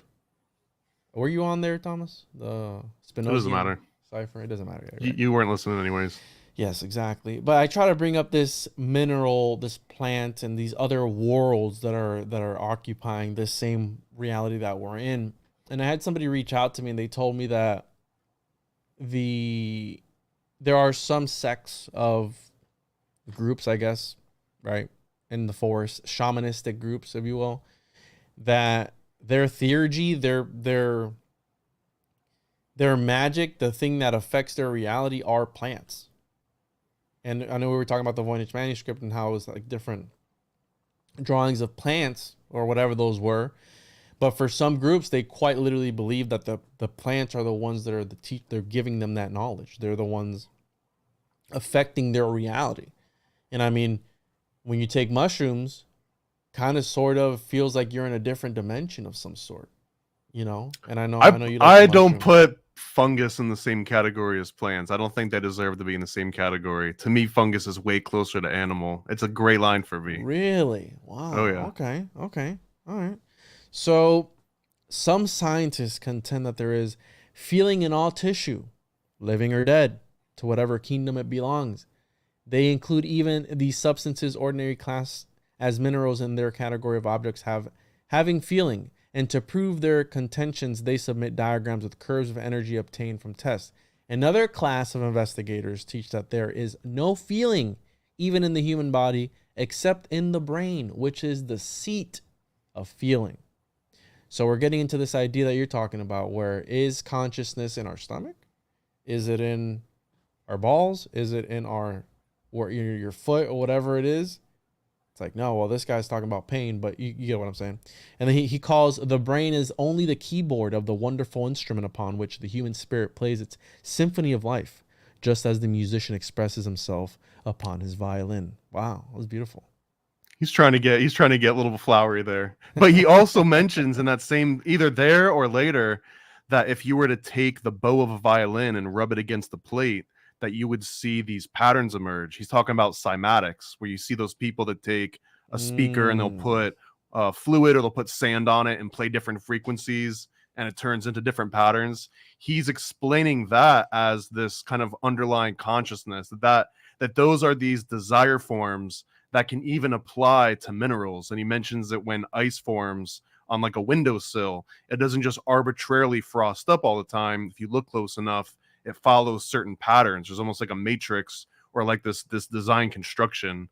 And really he's kind of talking about almost like skeleton diagrams of how the molecules fit together, but he's describing those patterns themselves as this like desire form, that form and that intelligence is coming from above, and by the time it makes it down to the mineral world, it's still able to express itself, but the mineral can't act on it. It just kind of like happens around it. This is very Avatar-y, right? Yes, there are some tribes that wrap their hair around the branches of trees to connect and download knowledge, kind of like how oh yeah, as she says right there. Yeah, Is that what those hemp necklaces are for? I don't know, bro, but I mean, it makes sense to me. I mean, the thought come from the gut before the neurons get to the thought. Mate, you are what you eat, saying comes from truth. So yeah, I've heard that before as well. And so we have here, in one sense, the physical world is a sort of model school or experiment station to teach us to work correctly in the others. I like that one a lot. This is our preschool, right? That means that the physical world is our training like training wheels. This is like your dad holding onto the bike.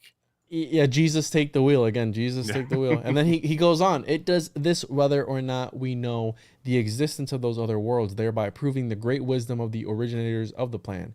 If we had knowledge of none but the higher worlds, we would make many mistakes, which would become apparent only when physical conditions are brought to bear as the criterion. And then he goes to illustrate. Again, he's going to come with a fire analogy. Let us imagine the case of an inventor working out his idea of a machine. First, he builds the machine in thought. So again, back to that architect idea. And in his mind, he sees it complete and in operation, performing most beautifully the work it is designed to do. He next makes a drawing of the design, and in doing so, perhaps find the modifications in his first conception are necessary.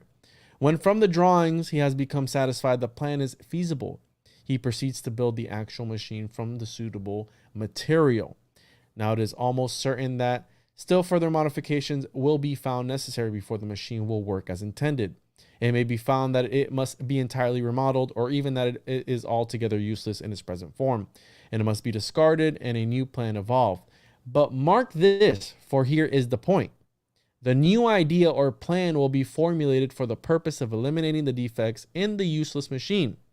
Had there been no material machine constructed, thereby making evident the faults of the first idea, a second and correct idea would not have been formed.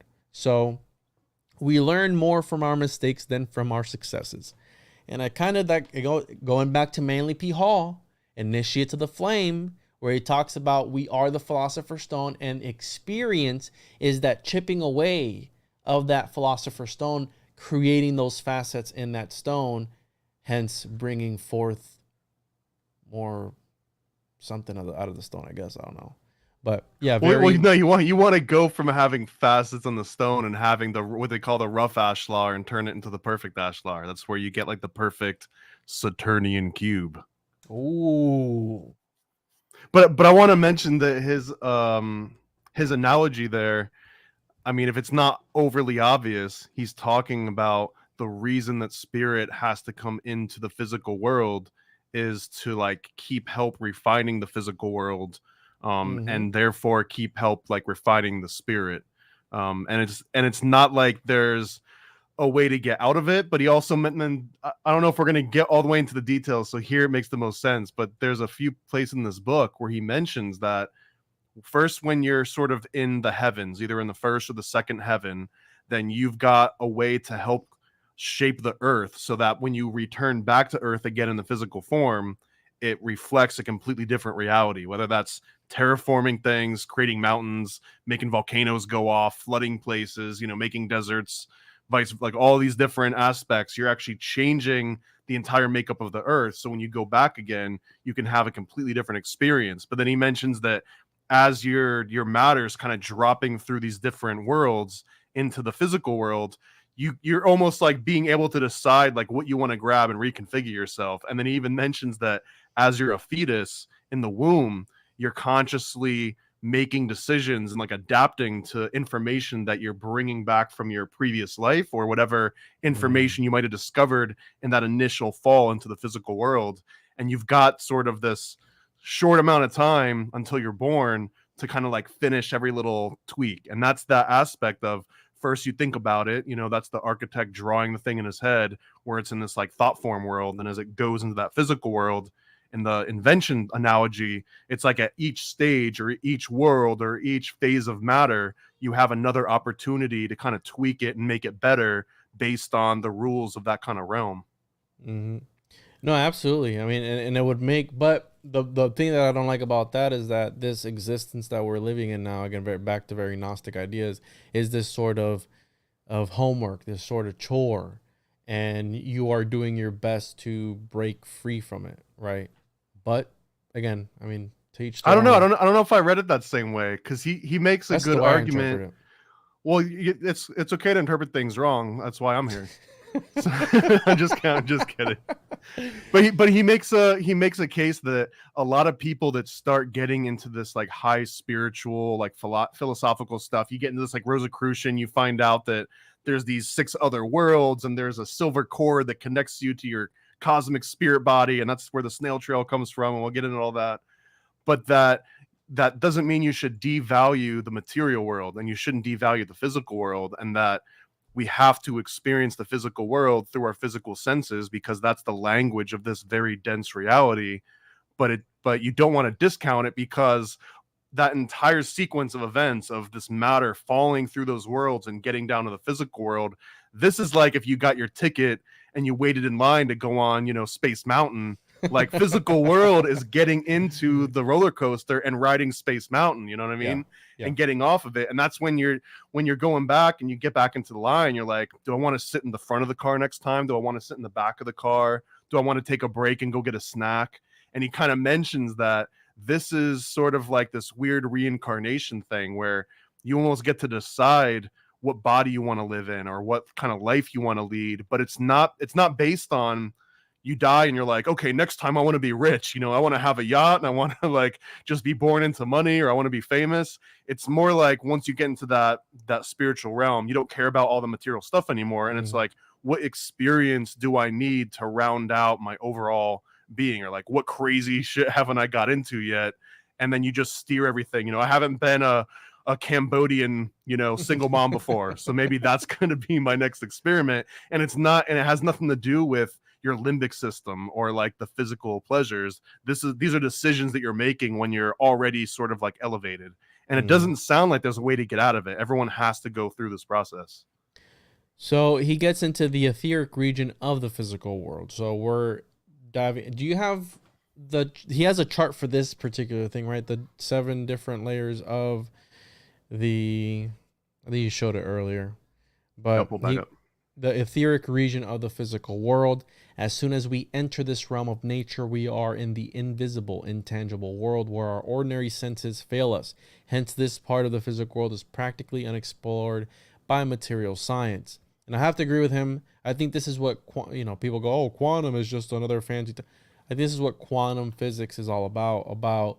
It's another word for the occult. I think 100% that it's another way of changing up the same term, right, that the alchemists used back then, and just giving it a fancy title. And the alchemists are these guys with the white lab coats on. So where are we at? We're in the physical world.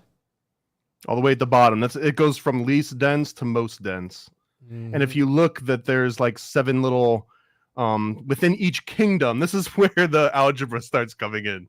So within each kingdom, there are 7 different steps, and the bottom 3 steps versus the top 3 steps, they indicate sort of like a needle moving towards one step or the other, whereas the middle one is kind of neutral. And that's where you see mineral is kind of neutralizes, where it can't like elevate itself into the next worlds and vice versa. It's just like this downward pattern. And then we've got some other interesting ones here. So you've got the physical world at the bottom here. And if you start at the very, very beginning right of serious life, Thomas, you're not there yet. So this is a good one. So here's like the ego, right? This is we're gonna sort of step in and say spirit, ego, whatever you want to call this. It's kind of recycling through all of these different worlds. So it starts all the way up here at the world of abstract. It goes down into concrete thought. Then it gets this desire world. So this is where it desires to actually have a body within the physical world. And here's where you actually turn into a human being. So you've got your birth of your dense body. That's our physical body, the skin condom, the cosmic glove that we're kind of wearing.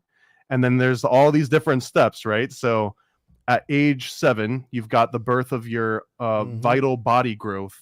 There's going to be a pop quiz at the end of this. There's the birth of the desire body, which is puberty. And again, he marks this at 14. There's an interesting note here where he actually mentions that but before age 14, you're still being supplied by, I guess, hormones that come from your parents. They kind of like get stored up in your gland. I don't want to misquote which gland it is. But that like once you hit the age 14, roughly enter puberty, you start producing all of these hormones for yourself. They no longer come from your parents. So that's where they kind of make this argument. There's like a scientific correlation to this particular year when the human body actually starts producing all of its own nutrients and chemicals. And then once you go beyond age 14, you double that. This is the beginning of your serious life. And I noted this is when I started Paranoid American, was at age 28. I don't know if that's just a coincidence or what. But as you go, and then they basically assume that you're going to die around 50, I guess. Is that 33 right there? 33 here, or maybe it might be 35. I'm not really sure. It's really hard to tell. What do you think of this comment? The person's named Zaza Demon with the picture of AOC. So Joker was being meta when he said that. He told Batman that he's less than human. Why so serious? So yeah, look at Andrea. Yeah, Andrea, you can watch us both. I mean, I love Longo. He's my dad. But yeah, you got a tough choice because I put out fire too. So, yeah, and you're skipping to chapter 3. So I want to. Well, you wanted a fancy chart, so I got you. Yeah. I meant the first one. Okay. Air is, and then he goes on. Air is invisible, right? We're talking about the etheric region of the physical world. Air is invisible, yet modern science knows it exists. By means of instruments, its velocity as wind can be measured by compression. It can be made visible as air. So he's talking about like all these different apparatuses that they use to. He calls them wizard of the laboratory or laboratory, however you want to say it, and how there are things to measure this thing that we don't see, but we feel. And I think that's an argument that a lot of people use when it comes to religion, because they feel it, therefore everybody else needs to feel it as well. And I mean, to each their own. Like, just because source, trust me, bro. Again, I'm not saying that I haven't felt the Holy Spirit. I have felt something at church that once the congregation is going and they're doing their whole thing, because a lot of people don't know I was raised Pentecostal Christian, but that's besides the point. The priest went to jail for that, though. Yeah, so man has within himself faculties which eliminate distance and compensate for lack of size to a degree as much greater than the power of telescope and microscope as theirs exceeds that of the naked eye. Okay. That sounded really wrong. He also makes some claims in here that you can train your eye to see better than the best microscope, which... No. But, hey, I had an optometrist on, an eye doctor, an eye surgeon, and he told me the same thing, bro. Really? He told me that that's what they don't want you to know, that you're able to train your eyes to see better. But, again, it's a microscope? It's a whole industry, Thomas, of glasses. So why would they? It goes back to the pharmaceutical and why are you feeding the beast then, man? Take the glasses off right now. Let's fight back. I don't know how to do this esoteric stuff. Like, how are you supposed to train your eyeballs? You're supposed to do push-ups with your eyes or something. And he didn't tell me how to do it, but he said that you technically could train your eyes to see. I have astigmatism, bro. I don't know. So we have here, man has... It's a bold claim. I'm saying it's a bold claim to say that you can train your eye to see better than a microscope. Although I've been to Ripley's Believe It or Not, and I've seen the dude that drew, did the whole Lord's Prayer on a grain of rice. So yes. I guess it's possible. And he was in a jail cell, so he didn't have a microscope. These senses or faculties are the mean of investigation used by occultists. They are their open sesame in searching for truth. You have chemical ether. This ether is both positive and negative in manifestation. I don't know if you want to get into all this because he starts to break these things down. We got a lot, dude. We're on page 12 of 50 of notes here. So All right, take the helm, bro, because I have a whole bunch of this. So he goes through the different. We got chemical ether, we've got life ether, and he mentions that in life ether that forces work along a positive pole, which is like the female during gestation, and that they enable a female to do positive active work to bring forth a new being. This is the In the positive kitchen. energy. Yeah. And that the negative pole enables men to produce semen. That's what the negative part does. He mentions light ether, and that this is what generates the blood heat. This is what, like, you know, raises your body temperature. He also mentions that plants don't have this particular facet, and this is one of the things where I looked up, because there is something called thermogenic plants, which do generate their own heat. Some of them do it to attract flies. Some of them do it for a bunch of different reasons, but there absolutely are plants that can generate their heat, but it works on slightly different principles. And I said, do you have the cucumber clip? There's a cucumber. Am I gonna get flagged for it? We might get flagged, but screw it, man.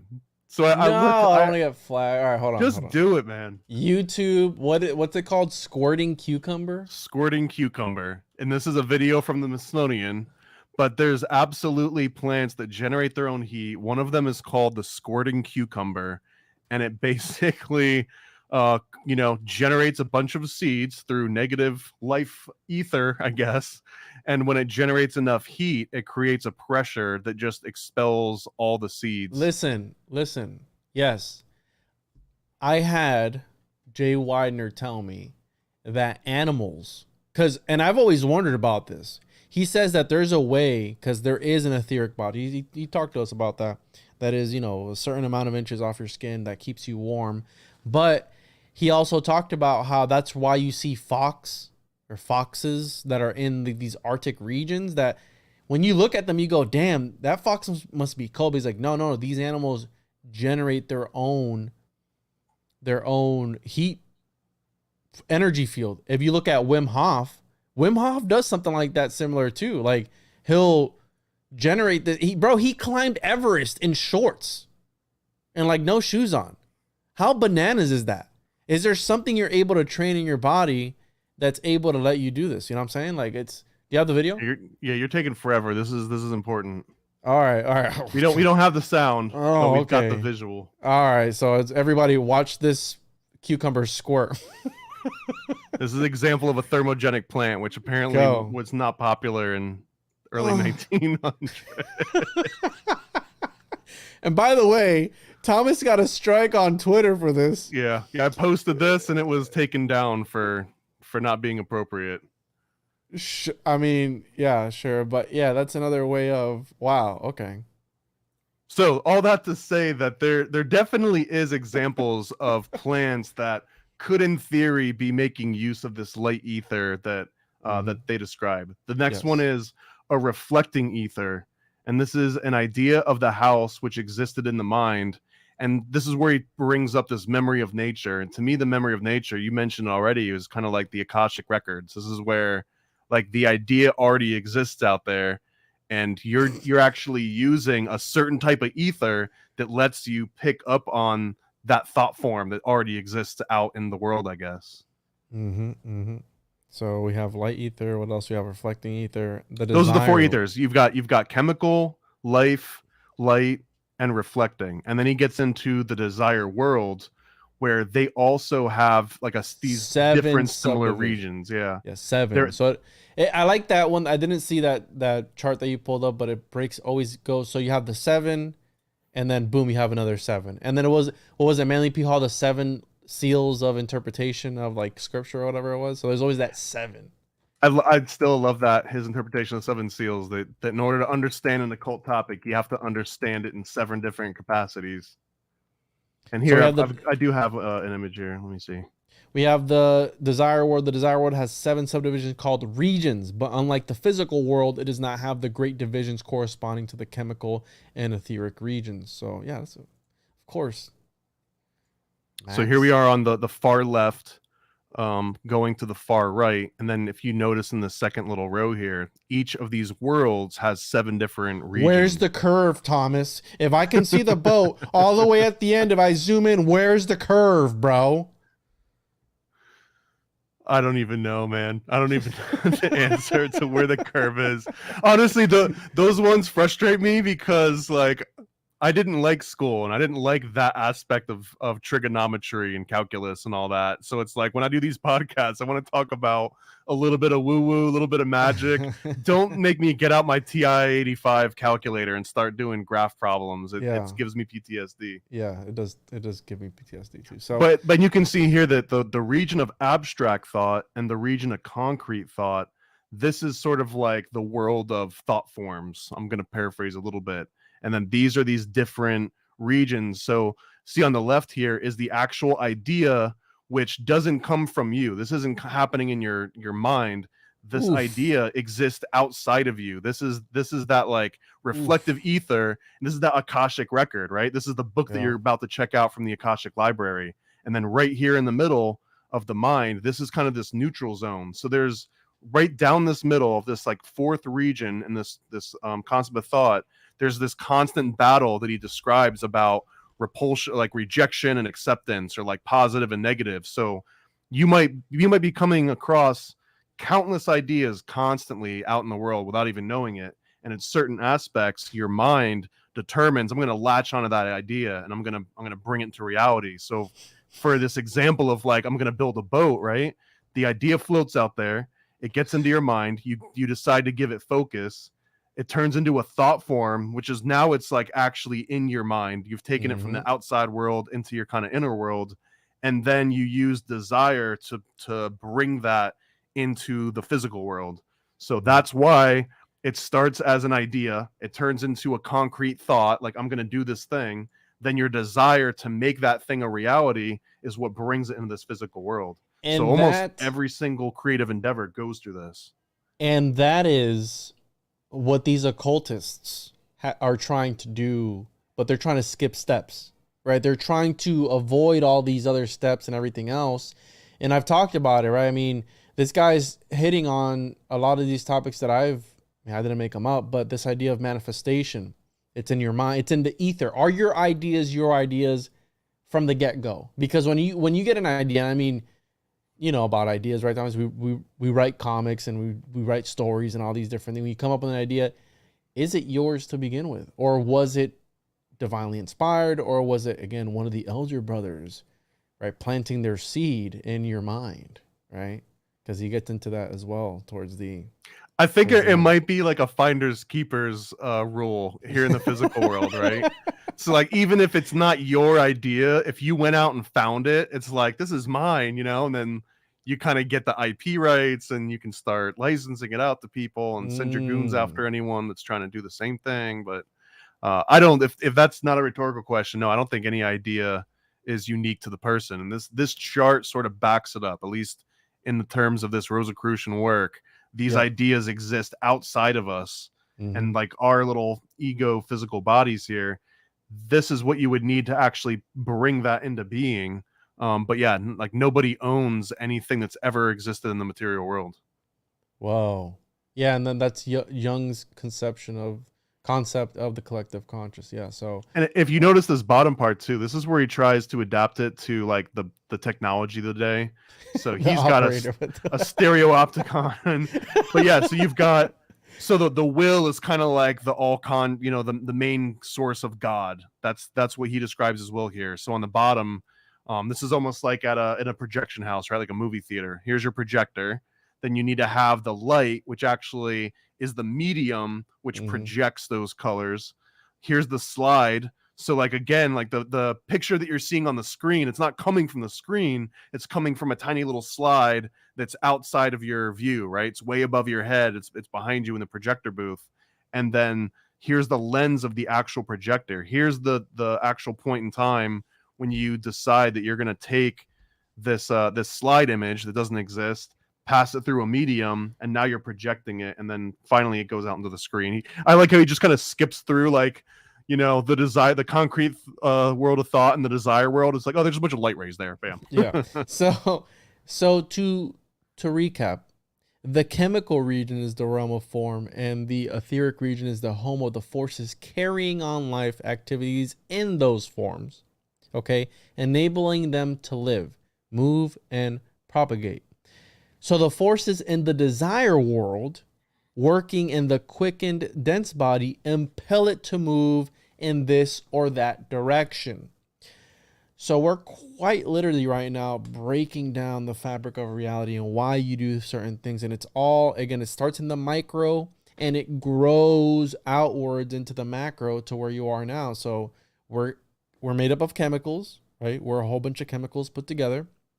And then there's this etheric region that's moving everything around. Again, it's very Gnostic because the Gnostics assigned a different demon for every different bodily function. In the Book of Enoch, you have a different angel for every part of the body that makes up man, right? And they're all working together. So we're kind of talking about the same thing, but just from a Rosicrucian lens. And the desire world is the one that impels you to move in whatever. So it's the soul essence, kind of, sort of, not the ego. I mean, we get into that, but that's the way I interpret it, right? If you have no motivation, right, there's no desire. I mean, I know the name isn't exactly what it's supposed to mean, but you get what I'm saying. Come on.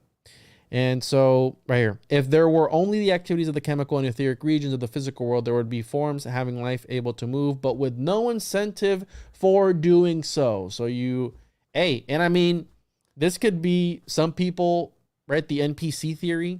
Some people are probably lacking this desire world. I don't know. I mean, they're just vessels, I guess. I mean, that's kind of mean, but I think they got too thick of a condom on, basically. Exactly. Peel back some layers, bro, right? Take some off. We have evolution would be an impossibility both as to form and life, for it is only in response to the requirements of spiritual growth that forms evolve to higher states. Thus, we at once see the great importance of this realm of nature. Okay. So that's an interesting dynamic, though, about Christian mysticism embracing the concept of evolution, because he also mentions later on in chapter 3 that that in like millennia from now, or I think it's way more than millennia, but in like millions of years, animals will actually evolve to have human style consciousness. They won't necessarily, a dog might not turn into a person, it might not become bipedal and like lose all of its fur, but that over enough time, all of these, even that rock at a certain point is going to gain consciousness on a long enough timeline. And James here, Rosicrucian is not Gnostic because they believe the Logos was the creator, hence they are Christian. Which, I mean, that is a distinction. If they believe that the Logos, to some sects, was a force, right? The Stoics believe that the Logos was just a force, and whatever happened. And then the Christians, or whoever else, right, they believe that the Logos was a personal connection with that thing. So it was a more personal experience. And the Gnostics too would, I think they typically have that aspect of the demiurge, which is not present in this sort of Rosicrucian breakdown. They believe in God, and they don't have that like broken filter, right? Yeah. In Rosicrucianism, they believe that there is like this Godhead, right? But then they also believe that there's like these entities that control reality. And they don't we got to get to that. We got to get to that. We'll get to that. So here we go. Unfortunately, our language is descriptive of material things and therefore entirely inadequate to describe the conditions of the superphysical realms. Hence, all that is said about these realms must be taken tentatively as similes rather than actual descriptions. So it's like he's talking about how there's different descriptions for these realms, but then it's like, hey, our language, you can't even comprehend these other realms, and you can't even, so just take it for whatever it's worth. And which is a little contradictory to that opening statement where he's like, I'm gonna break everything down to a layman, and then all of a sudden it's like, well, if you don't understand this, then you're not a true esoteric occultist. Like, I never said I was. I picked up this book because you promised to explain it in layman's terms, No, but you need to read the whole thing, Thomas, before you can even critique it, bro. That's right. You need to become an expert in it. You need to become an expert in it in order to understand it, okay? So the law of matter of the chemical region is inertia and the tendency to remain in status quo. It takes a certain amount of force to overcome this inertia and cause the body which is at rest to move or stop the body in motion. So, and that this is unique to the physical world. That's an important distinction, is that inertia and stopping and remaining at rest, or being in motion, remaining in motion, only happens in the physical world. And when you're in these other realms where it's just energy, or just this, cosmo astral worlds, that you're constantly in motion, that all of those laws of gravity and physics and inertia no longer apply. It's only in this most dense region that those worlds have their own sort of sets of rules. Yeah, and then it goes, not so with the matter of the desire world. The matter itself is almost living, and it is in an unceasing motion fluid, taking all the imaginable and unimaginable forms with inconceivable facility and rapidity. At the same time, coruscating and scintillating in 1,000 ever-changing shades of color, incomparable to anything we know in this physical state of consciousness. And he goes, that is what the desire world is, ever-changing light and color, in which the forces of animal and man intermingle with the forces of innumerable hierarchies of spiritual beings, which do not appear in our physical world, but are as active in the desire world as we are here. Some of them will be dealt with later, and their connection with man's evolution described. So it's what you were talking about at the beginning.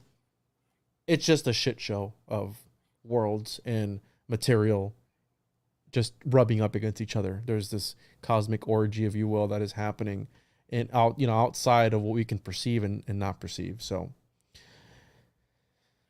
the quick, you're in the 4th region of the desire world, and you need to move into the 7th region of the thought form world.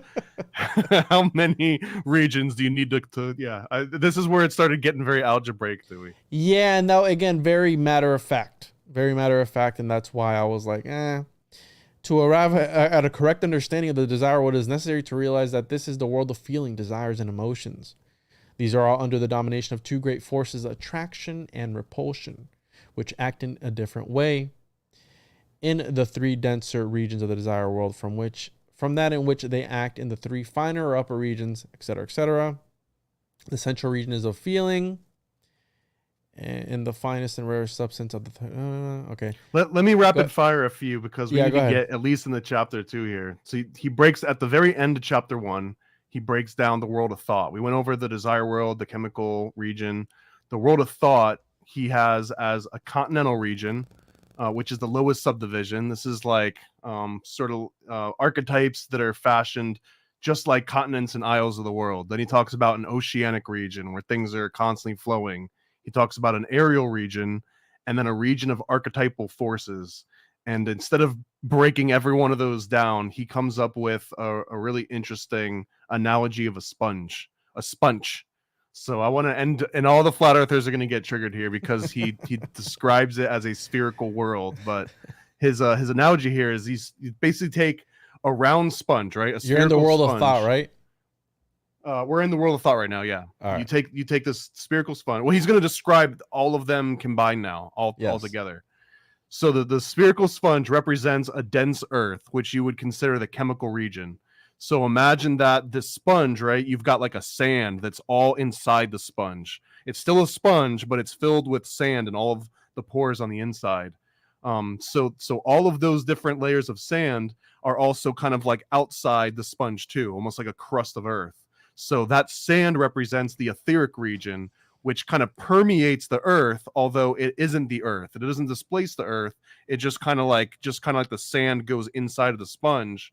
That fills up the earth with this ether. Then it says you further take this sponge, which is covered in sand, and immerse it into a spherical glass vessel with clear water, a little larger than the sponge. And when you put that inside the water, it's almost like a yolk going inside of an egg. And you've kind of got like the snot on the outside, right? The white of the egg. And we're talking about the yolk right now. So now all of that sort of that clear water between the sand and the vessel, that represents the desire world. And then he keeps going above and above and keeps adding like layers around it. He also mentions this in reverse, as matter comes from the high realm and falls down into the physical realm, that each time it goes through a layer, it kind of gets wrapped with like another glove or another condom, as you mentioned, like a cosmic condom. So as it comes all the way down, by the time you get into the physical world, it's got all the other worlds kind of wrapped up inside of it. They're going to freak out when you said, what'd you say, spherical, bro?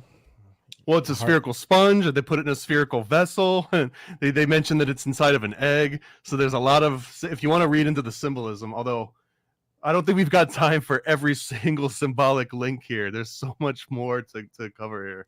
I'll read the last paragraph. In a manner similar to that in which the world of life spirit correlates us to the other planets in our own solar system, does the world of divine spirit correlate us to the other solar systems. We may regard the solar systems as separate sponges swimming in a world of divine spirit, and thus it will be apparent that in order to travel from one solar system to another, it would be necessary to be able to function consciously in the highest vehicle of man, the divine spirit. Now, I'm going to say it again, very Gnostic, because the Gnostics believe that every single different celestial body and its celestial orbit was a different dimension. So again, they might be Christians, quote unquote, mystic Christians, whatever, but where did Christianity sprout from? From Gnosticism. And I mean, since I started out with Gnosticism, because, I was born and raised Pentecostal Christian, a lot of people don't know that, but the idea that I studied that cosmology quite in detail, and I can see the correlations. And I'm not going to get into it on this episode, but I'm going to be doing an episode with Mario from Symbolic Studies soon. And I'm going to talk about outer space. I know it's not, some people think it's fake and gay, but I want to talk about it because I think it serves an important role. My impression from this book is that even if you went to Saturn, then Saturn still has a physical aspect, but that means that all of those other worlds and regions also exist on Saturn, like the whole ether. Like it doesn't only happen on the planet Earth. This happens through all of physical reality. So that like these rules that he's laying out exist in infinite space. Like there's not a planet you could go to that has a physical representation where this doesn't still play out. So chapter 2, the 4 kingdoms, mineral, plant, animal, and human kingdoms.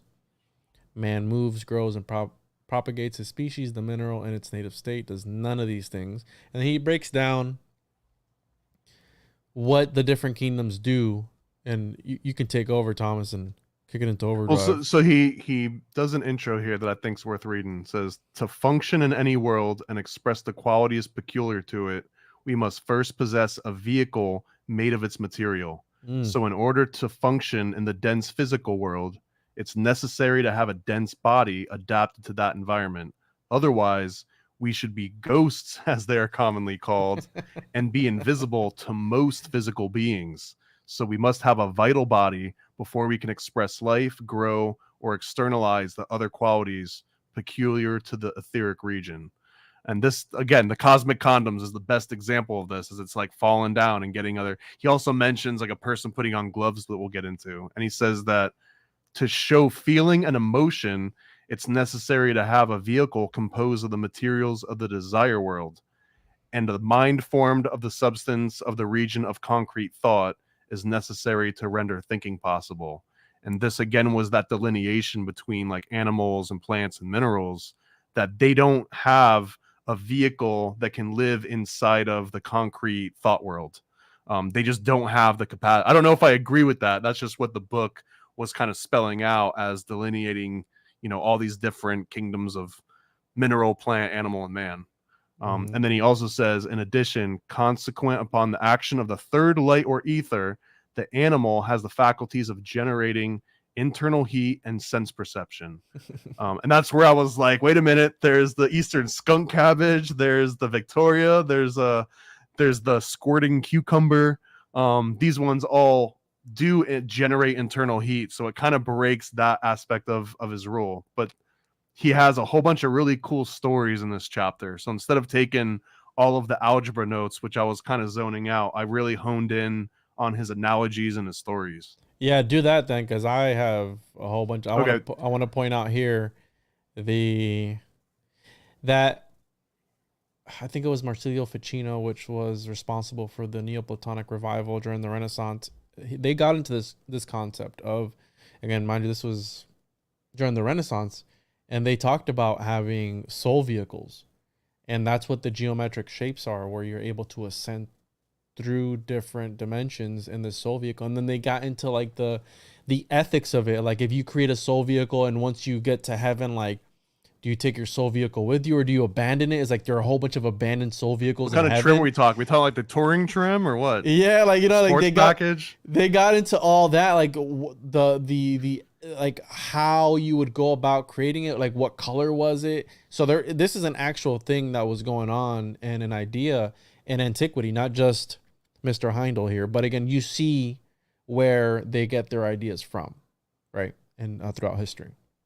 So he mentions ghost limbs, which is one of my favorite topics too, because of that Cartesian thing. But his is a little bit looser. I'll jump around a little bit, but he mentions that he explains ghost limbs as being this separate vital body that exists independent of your physical body. So when the etheric counterpart of the amputated limb will gradually disintegrate as the dense member decays, but in the meantime, a man will possess that etheric limb, and that's what explains like you being able to have, you know, feel your fingers move around or your arm move around. It's because this etheric version of your body is still attached to you, and only over a long amount of time will it go away. And he goes in a little bit further. This one is where he lost me. I made a little note. It's like, you're losing me, dude.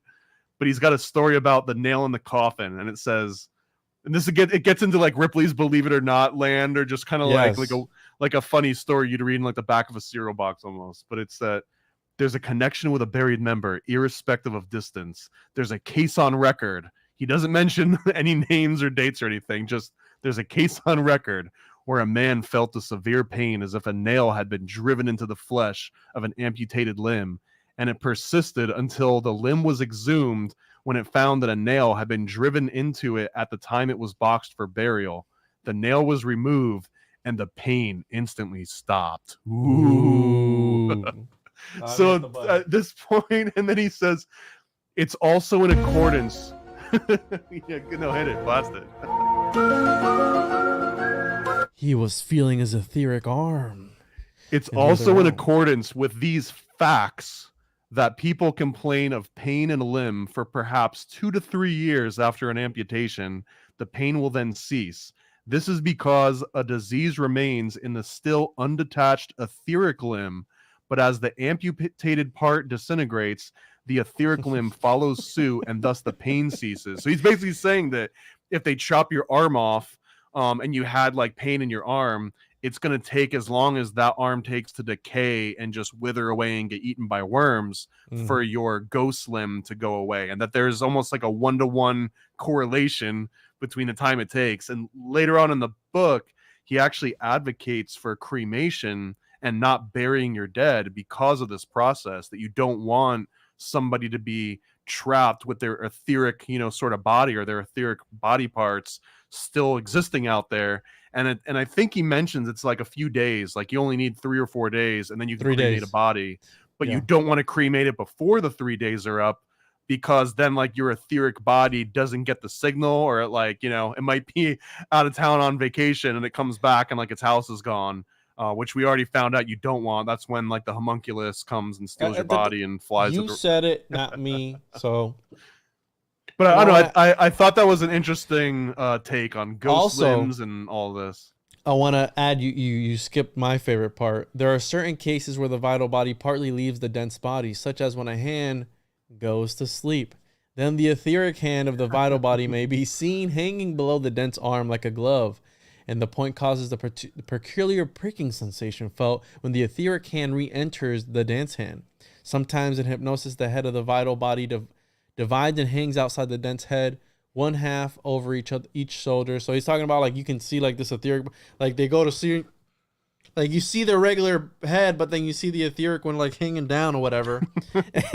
And I'm just like, whenever I'm on the toilet for a long time, my legs go to sleep. So I can just imagine like my legs are just like, you know, like hanging out, because hey, according to Heindel, he says that it's when it exits and you gotta kind of wake it back up, right? He says it hurts. The absence of prickly sensation at awakening in cases like this is because during the hypnosis, part of the hypnotist's vital body had been substituted for that of the victim. Interesting. Okay. So and then he talks about when you give somebody anesthesia, the vital body is partially driven out along with the higher vehicles. And if the application is too strong in the life ether is driven out, death ensues. So he's talking about like, yo, You give people too much anesthesia, and you're driving that etheric body out of the body, and that's a no. And Well, he gets into that too. I mean, that the quote of like sleep is the cousin of death. He doesn't mention that by name, but he hints at that when you go to sleep or when you die, the same sort of thing happens. That there's this silver cord that connects you to your etheric body, and that when you sleep, it can get severed essentially, but it's just temporary, and it comes back when you gain consciousness. But when you're dead, it gets severed and it doesn't come back. But there's ways that you can help facilitate this little silver cord. There's ways you can screw up and chop it off and turn yourself into a ghost. I mean, I'm oversimplifying some of that, of course. Yeah, and let's take this into consideration right here. No genuinely developed seer will ever exercise this faculty for money or its equivalent, nor will he use it to how much was this book? But only to help How much did he charge for this book? But only to help humanity, Thomas. Are you helping humanity? Yes or no? Answer the question, bro. If you're helping humanity, it's okay. You can do whatever you want. So, where you at? The desire body is rooted in the liver, as the vital body is in the spleen. And then he talks about reptilians. so let me pull on the reptilian aspect where he says this is the very next statement after the desire body is rooted in the liver and the vital body is in the spleen. It says that when there's vitality and motion but no red blood, then there's no separate desire body. And again, that desire body was that like flowing of energy and that like little egg shape. It almost looked like a little hairy dude floating out in space. And that the creature is simply in the transition stage from plant to animal, and therefore it moves entirely in the strength of a group spirit. We mentioned this before. And that in cold-blooded animals, which have a liver and red blood, there's a separate desire body, and the group spirit directs the currents inward, because in their case, there's a separate spirit of an individual fish or a reptile, for instance, that's entirely outside of the dense vehicle. So this is like this transition period where it's not just entirely this group spirit, but also like an animal might be developing its own individual spirit. And this is another thing that delineates humans from animals, that humans have completely developed their own internal spirit and they no longer have a group spirit. I guess this is, like, did I cross the two or do I carry the one? And then this is an interesting question. Does this mean that Geronimo's skull and mummy still feels? Because again, we're talking about the separation of limbs, and yikes. I mean, he advocates for cremation for that exact reason. And Manly P. Hall, they said that they waited 3 days to cremate him because of his belief, supposedly. But what about those Buddhist monks that like mummify themselves? Are they just screwing themselves over, and now they're stuck like as like a little ghost in their little trapped shell until that disintegrates? And what if they preserve it forever, like no. What? Yeah. Well, if we're following this cosmology, they would be trapped. But according to that cosmology that they believe in, once if you don't rot after the fact, you did the whole thing right, and you achieve nirvana or whatever it was, and you escape samsara, and they worship you, so you become a talisman. So it's very interesting. But yeah, that's a whole nother episode. And the mammalia of today are on a higher plane that was man at the animal stage of his evolution, because they have warm red blood, which man did not have at that stage. So he's going on here. And then this was interesting here. The liver also one who lives. And he's talking about like the etymology of the liver and the life of the organism, right? Because they said that the liver filters the blood, right? Is that the main thing that it does? Well, he mentions that the liver is named because that's where the source of life comes from. So it has the word live inside the liver. Yeah. Mm-hmm. And also, where was it that they pierced Jesus with the spear of destiny? Was it on the liver, or was it the spleen? I skipped that class. Okay. All right. Well, it was in his side. I know that. Thanks for nothing, Thomas. Thank you for nothing. All right. So let's move on here. Well, there's an animal consciousness aspect, which to drive this in, because I find this is one of the most interesting parts. And he says, we know some animals think, but those are the highest domesticated animals which have come close into touch with man for generations, and thus have developed a faculty not possessed by other animals, which have not had that advantage. So he's almost describing, was the spleen? he's Cheney would know. describing that that there's almost like an osmosis that happens, that if you're next to a higher, you know, frequency being, I guess, or a higher density or low density being, that can rub off on you, so that the dog that you let lick your face and sleep in your bed actually becomes closer to humanity over time, because it's like, you know, you're rubbing that desire body off on your dog. Bro, those golden doodles look like people. What if those are like people in disguise? And the Full Metal Alchemist, when he fuses the little girl with the dog, and forms a chimera. Dude, in this book, it's this is one of my favorite parts of the book, but he's seriously, without, it doesn't sound like a metaphor. He says that like those dogs will eventually attain the same type of consciousness as humans. They'll still be able to process abstract thought forms. They'll be able to take an abstract idea into the physical realm the same way that humans can. And what is dog spelled backwards, Thomas? I also skipped that class. He is on to something, and I've got some stuff on that for my next live stream. So, although I wanted to poke a hole in this one, because I don't think we've domesticated octopus, right? Octopi, and they're capable, I believe, of higher thought forms. Like, technically an octopus is about as smart as a dolphin or a dog, I think. Yeah, and they're crazy, bro. And they change colors and everything. And I mean, they have ways of manipulating and opening jars and stuff like that. Well, and octopi have not been in that same sort of connection with humans as, say, like a domesticated dog would. So I don't know, just poking. I'm just firing shots at you, Max. Hey, it's and I got 100 years of you know, hindsight on my side, though. And this is because there is in each man an individual indwelling spirit which dictates the thoughts and actions of each individual human being, while there is one group spirit common to all different animals or plants of the same species.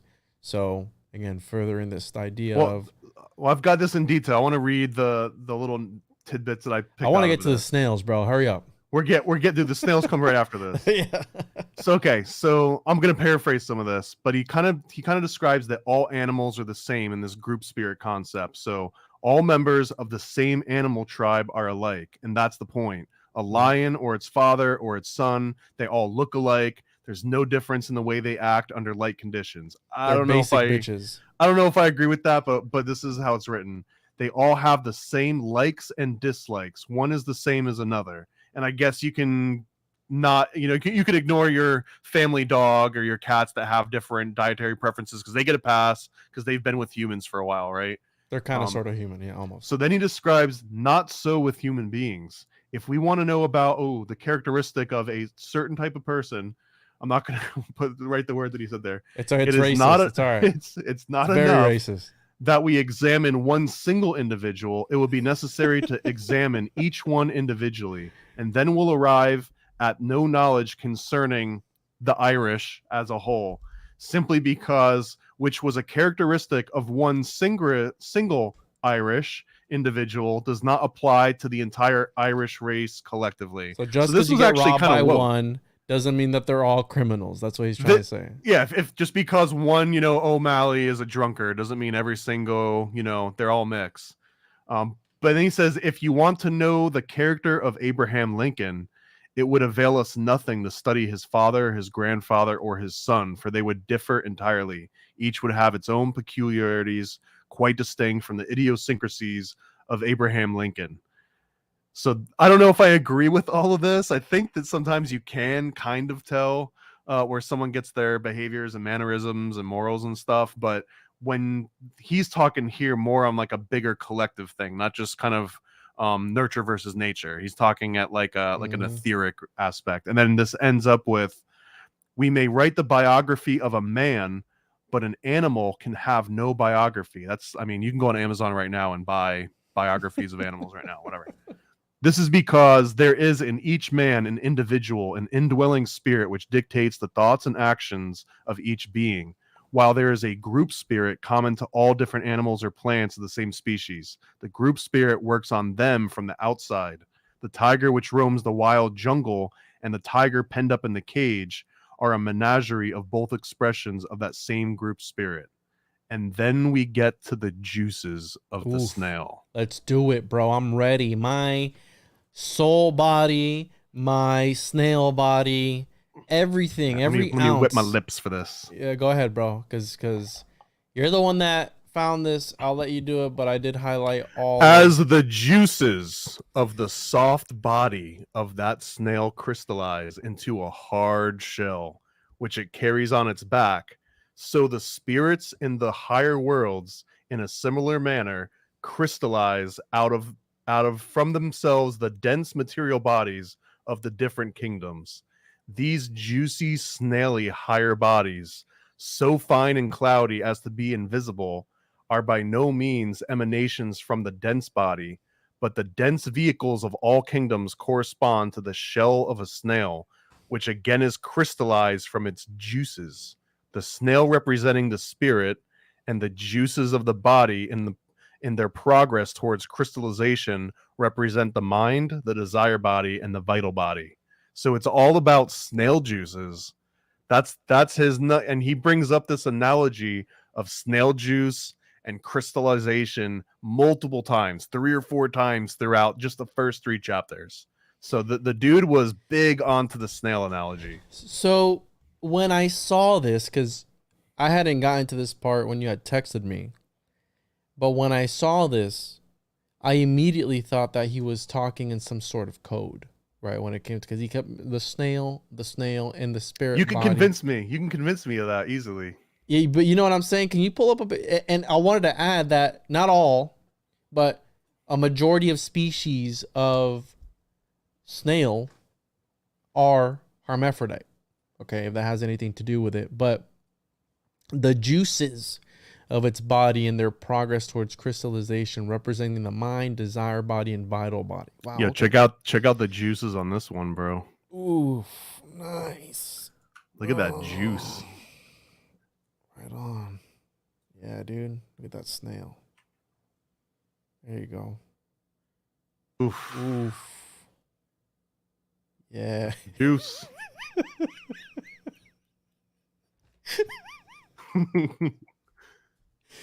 Oh man, these people, bro. Oh. And I wanted to, I don't know if I've got it ready here. My note with the inner, dude, look at all these freaking notes that I've got here. It's ridiculous. Here we go. Oh, hold on. There you go. This is what kept coming up to me when he keeps talking about a snail. This is the inner ear. Oof, this guy gets it. This guy gets it, and this is something that Slick would point out. Hey, Thomas, if you flip it upside down and you invert it and you put it on, 3:2 aspect ratio, it's you gotta flip it and Baphomet. reverse it, just like she said, man. The cacao is a Baphomet's head flipped upside down. Yeah, this dude gets it. Evil Fandango understands exactly what we're getting at. So bingo. Our work here is done, brother. And let's wrap this episode up because this guy gets it. They understood the assignment. Okay. So well, we only just got to the snail shell. It gets weirder from here on out. It doesn't get less weird. Go ahead, bro. Okay, so that we got into the snail juices.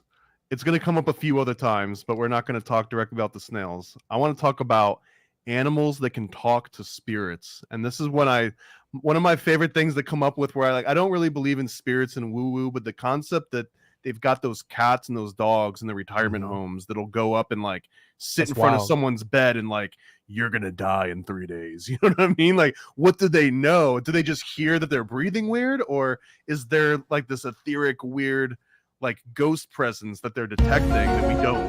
Yeah, there we go. As soon as you see that, right, you're in the nursing home. As soon as you see that one dog like stand in front of your door, you're just like, well, that's where I started. But then it turns into like Mr. Ed, or like the little squirrels that can do arithmetic, or the birds that can ride the little bikes. Because he talks about, in a rare case when it happens, the etheric head of a horse can draw into the head of a dense body, and that horse can learn to read, count, and work examples in Bro, arithmetic. that blew my mind when I read. I was like, "What the fuck is this guy?" But that's saying? true. I mean, What there the are horses fuck? that can do this. I don't know if it's necessarily they're doing real arithmetic or if they just know to hit these certain things in a certain order. But he says that this peculiarity is also due to the fact that horses, dogs, cats, and other domestic animals sense the desire world, though not always realizing the difference between it and the physical world.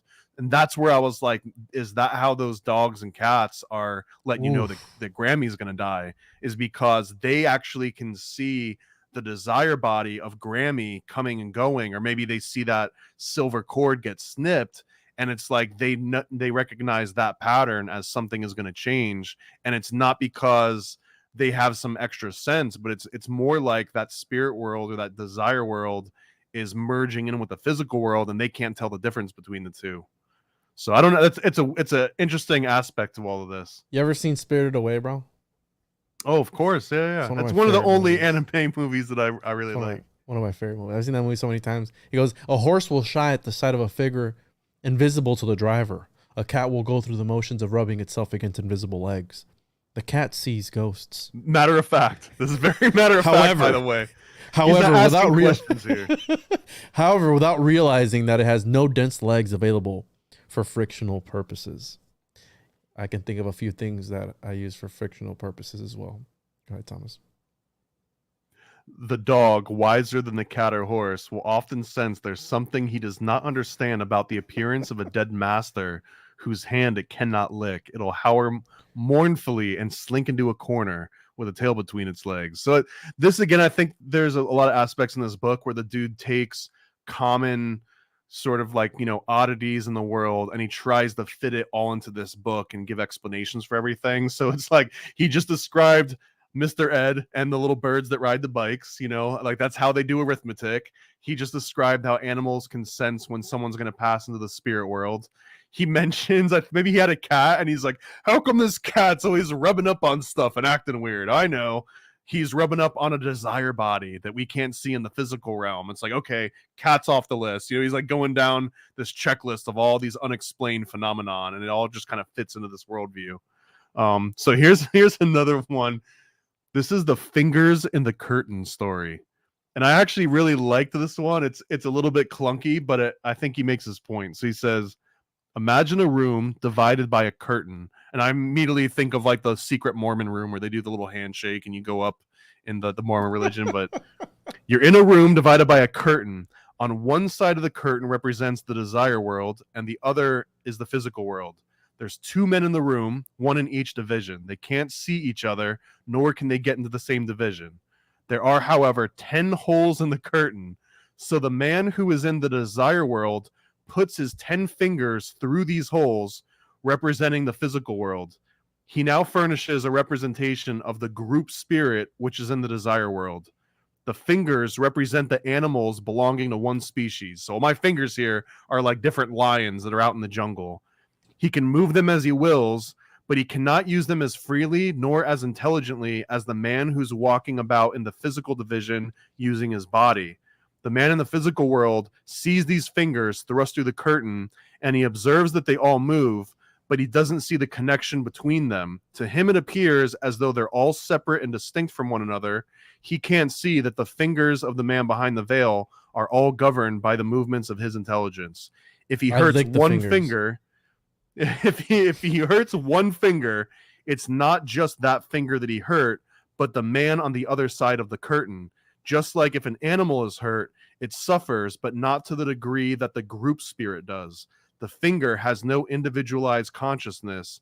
It moves as the man dictates. So as animals move as the group spirit dictates. Mm-hmm. So it's basically saying like, if you were to chop off this finger, you hurt me way more than you hurt the individual finger, and that kind of premise. And that's how he's describing this group spirit versus an individual spirit. Mm-hmm. So all dogs go to heaven. And yeah, and sticking fingers through a curtain, or the other thing that Mormons stick through holes in sheets too. Right, the cosmic glory hole of reality. You got to remember, right. Don't stick your it all etheric comes dick in it. back to cosmic glory. Don't be sticking your etheric anything in anything that you don't know about. So, Let's see here. Where are you at? What that was? You Dude, want to talk about we can the? start rapid firing here. So we've got music, and I pointed this one out for any musician. This is going to be like your favorite quote ever. So he says that music is the language of heaven, the spirit's true home, and it comes the divine spark imprisoned in flesh as a message read from its native land. Music appeals to all, regardless of race, creed, or otherworldly distinction. The higher and more spiritual the individual, the plainer does it speak to him. Even the savage beast is not unmoved by it. And this here we get into the cosmic gloves and condoms. Imagine a master musician putting on thin gloves to play his violin. We note that now his delicate touch is a little less subtle, and the soul of the music is gone. If he puts on a heavier pair of gloves over the first pair, now his hand is hampered to such an extent that he might occasionally create discord instead of harmony. Should he put another pair of gloves on, in addition to the two pairs that he already had on, a pair heavier than mittens, he would temporarily be unable to play, and one who had not heard him play previously, but before he put those mittens on, would naturally think that he had never been able to do so, especially if ignorant of the hampering of his hands. So it is with the spirit. Every step down, every descent into coarser matter is like putting on a pair of gloves would be to that musician. Every step down limits its power of expression until it's become so accustomed to its own limitations that it finds a focus, in the same way that the eye must find a focus after we enter a house on a bright summer day, and the pupil of the eye contracts to its own limit in the glare of the sun. And as the pupil expands and emits more light, the man is then enabled to see well in the dimmer light in the house as he did in the sunlight. So this is my favorite analogy of like this violinist, or maybe like a surgeon or something, right? Like a surgeon with those thin gloves so he can feel and know exactly what he's doing. But if you put some like leather work gloves on that dude, you know what I mean? Like all of that precision is gone. All of that instant feedback that you get from the haptic, you know, just like feelings in your fingers, it all goes away. Mm-hmm. So this would be like, you know, putting 4 or 5 condoms on essentially. And we're joking about the condom analogy, but it comes up again later in my absolute favorite aspect of this. I'll leave it till the end, but that when you relive your life after you die, you relive it without your physical body, so that as you go back through, you re-experience all the pleasure and pain of your life, but that you're doing it without all those condoms on. You don't have gloves on. So when you go back and relive all of your experiences, you're reliving them at like 10 or 100 times the intensity, because you don't have, you know, you don't have the 7 condoms on. You feel it to the skin. One man's meat is another man's poison. I just wanted to say that. And then, did you catch that? He says that here. Oh, yeah, no. Okay, I thought that was another. No, one man's give meat. Respect it deserves. No. He says that all oxen thrive on grass and all lions eat flesh, while one man's meat is another man's poison. Is that's another illustration of the. That's also incorrect, by the way. There are definitely animals that have allergies that can't eat the same food as other animals. It's another illustration of the all-inclusive influence of the group spirit as contrasted with the ego, which makes each human being require a different portion of food from every other. And then we have here, did you catch that last part? The animal, which is symbolized by the horizontal limb of the cross, is between the plant and the man. Its spine is in a horizontal position, and through it play the currents of the animal group spirit, which encircles the earth. No animal can be made to remain constantly upright, because in the case that the current of the group spirit could not guide it, and if it were not sufficiently individualized to endure the spiritual currents which enter the vertical human spine. So it's like talking about why their larynx can't be upright. It's because that was interesting to me, because there are bipedal animals, but most bipedal animals do not walk upright constantly the same way that humans do. And if you believe in evolutionary science, whatever, it looks like humans were originally to be on all fours, and the fact that we stand upright is one of the things that hurts us so bad. It's what destroys your knees and your back and gives you neck problems. But of course, if you were on all fours too, you'd probably like destroy your hands and your knees too. So damned if you do, damned if you don't.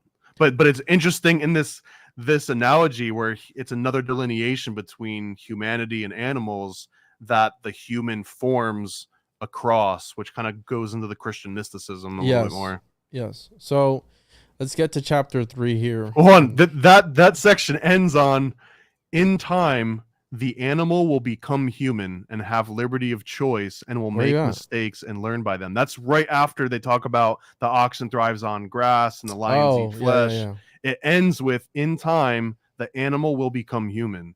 So Mhm. I don't know if this is a metaphorical, like the spirit evolves and they eventually get I think to so. process the same thought forms, or if literally an animal eventually becomes a human. I what if Bigfoot is like in between animal and the human spirit, right? Like the human realm or whatever it is in evolution. He's just like in between. He's like both at the same time. And that's why we see him the way that we see him. Again, I mean that makes sense to me. And if for those that want to believe in evolution and those that don't, I mean that right, there's that little graph where it's like little and then it gets bigger, right? The monkeys and all that stuff. So I mean, it makes All sense to right, me. let's do chapter 3. Go This is ahead. the long one. Yep. Have at Go, it, bitch. Thomas. Have at it. So I'm gonna go right into what he calls, oh here, thought form programming. He says, where no immediate action is called for by mental images of impacts from without, these can be projected directly on the reflecting ether. I think that's the part where an idea that's out in the etheric realm, it goes through this reflecting ether, and that's the medium in which you even take notice of this idea that then brings it into your head. So the spirit working through the mind has instant access to the storehouse of conscious memory. I think this is the Akashic records. So your spirit has like the library card that can get you into the Akashic records, and that it may at any time resurrect any picture found there and do them with enough spiritual force and project them upon the desire body to compel action. So it's almost like you're just like constantly seeking out something that might be out there. And if you hone on to something that your spirit thinks is worthy, then it passes it off to your desire body. And the desire body decides whether or not you want to give that thing focus or not. And if you do want to give it focus, then it becomes thought form, and then you can decide to use your desire to create that thought form and bring it into reality. And he says each time such a picture is thus used, it gains vividness, strength, and efficiency, and will compel action along its particular line more readily than previous actions, because it cuts grooves and produces a phenomenon of thought gaining or growing upon us by repetition. And you know what else um, grows in vividness, strength, and efficiency by repetition? This sounds This like dick. magical. Well, okay, thank you. But he's describing kind of like magical ritual at this point, no? Mhm. Like when you repeat the same process in the same place with the same intent, it theoretically gets stronger each time that happens. Even if you've never done it before, if you go to a place that's charged and you repeat the same sort of ritual, you're in theory kind of like leveraging all the previous rituals that happen in that Mhm. spot, and so on and so on, if you believe in the woo-woo part. But this is the Christian mysticism Rosicrucian version of that. But it's saying that like these Akashic records out there, it's like if I check out the boat book, from the Akashic records, there's a better chance that someone else is going to check it out afterwards. And that might kind of explain how like these new ideas and this new technology comes into being, and then all of a sudden it just starts rapidly growing, and a bunch of people start having that idea over and over. I don't remember exactly who said it, but I've seen some really cool interviews where people mentioned that like the first guy that invented the wheel or the semiconductor or whatever, fill in the blank, if he hadn't done it, another person would have done it like that same year or within the same amount of time, because it was like that idea was ready to be manifested into the world. It wasn't Mhm. waiting on a person to find it. It was just like the first person that connected with it. It was time for that idea. So I don't know. I think this fits in nicely, almost like a glove. Yeah, and it would make sense that again, it's controversial, but the idea that all these gods that we've known are propped up by this ideology of it being sent back over, and that's how they're being kept alive. And I read this book where it's talking about how initiation and subtle energy works like this because they're feeding off of the devotees of that religion. And I've always said that every religion kind of sort of has like their own energy pools that they're able to tap into, and that's what's keeping their egregores or their people alive, right? So I mean, it's gonna make some people feel some type of way, but where you You are can right feel now, any way you want, man. you can feel Well, so any way you that want. he brings up the 21 grams experiment. If you're interested in the 21 grams experiment, just look it up on your own, I think. But he gives a lot of credit to it, and he cites it as proof that this different etheric body exists. Although he doesn't attribute the 21 grams exactly to the spirit, because he kind of gives this credence to like the spirit realm has the physical body and the physical vehicle, and all that belongs by itself, and the spirit doesn't necessarily interact the same way, but that the difference does matter. Although there's an example that like a few years after that big claim came out and this guy latched onto it, a professor Lavi Twining, he basically repeated the 21 grams experiment, but he put animals inside of flasks and killed them. He was a great guy.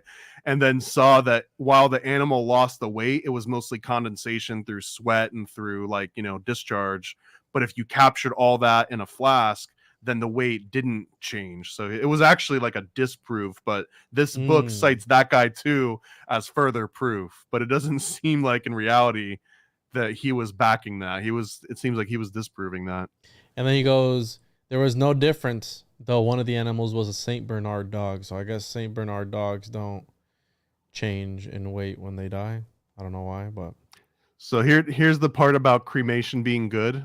He mentions the silver cord is a very complicated aspect of all this, but just know that there's this silver cord that connects your physical body to your ethereal body. So he mentions that the silver cord breaks at a point and the same division is made during sleep. But the important difference is that though the vital body returns to the dense body, it no longer penetrates it, but simply hovers over it. And I think this is explaining that concept of like out of body experiences where people will say that they woke up or they were in a hospital room and they're looking down at their body or they're outside their body. I think it leans towards that. And he says that hence it simply hovers over it. The remains floating over the grave, for example, decaying synchronously with a dense vehicle. So now you're talking about like a ghost that's latched on to the body that's buried under a grave. And he says that hence to the trained clairvoyant, a graveyard is a nauseating sight. And if only more people could see it, a little argument would be necessary to induce them to change their present unsanitary method of disposing the dead to a more rational method of cremation, which restores the elements to their primordial condition without objectionable features incident to the process of slow decay. This is again like, don't let your body rot away for weeks or months or years, because that means that your sort of ethereal body is going to be stuck and attached to it. And then if you do the cremation, then it purifies it quicker. So what are your, would that be a reason why there are hauntings, like residual, like they talk about residual hauntings in certain places and stuff like that? Because it would be like if there's a battlefield of people that died in that area, they're kind of stored as still lingering around because of this silver cord type of thing, right? Part of that. Also, he mentions that not all people know that they're dead. So this is a seed analogy. So yeah, real quick though, this guy was a former Pentecostal minister, and a lot of people were you Pentecostal? A lot of people don't know, but I was actually born and raised Pentecostal Christian, so I just want to put that out. So I want to jump to two different stories. He's got a story of a gold hoarder and a story of a drunkard, and they have sort of the same. The drunkard is my favorite concept. So okay, let me start with the hoarder, and you do the drunkard. Okay. All right.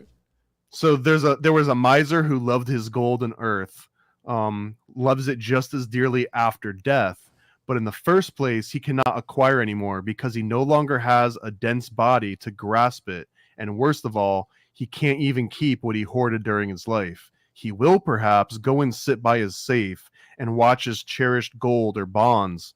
But the heirs appear, and with a stinging jeer at the stingy old fool who they do not see, but he sees and hears them, will open his safe, and as though he may throw himself over his gold to protect it, they'll put their hands through him, neither knowing nor caring that he's there, and will then proceed to spend his hoard while he suffers in sorrow and impotent rage. So this is like, if you're attached to material possessions, even after you die, that attachment can keep you right there, like just fast, being infatuated over your material possessions still. And then people come in and they take it away. Like, imagine when the family comes into grandma's house after she passes away, and like, all of the brothers and sisters are arguing over who gets the flat screen TV or who's going to get the couch.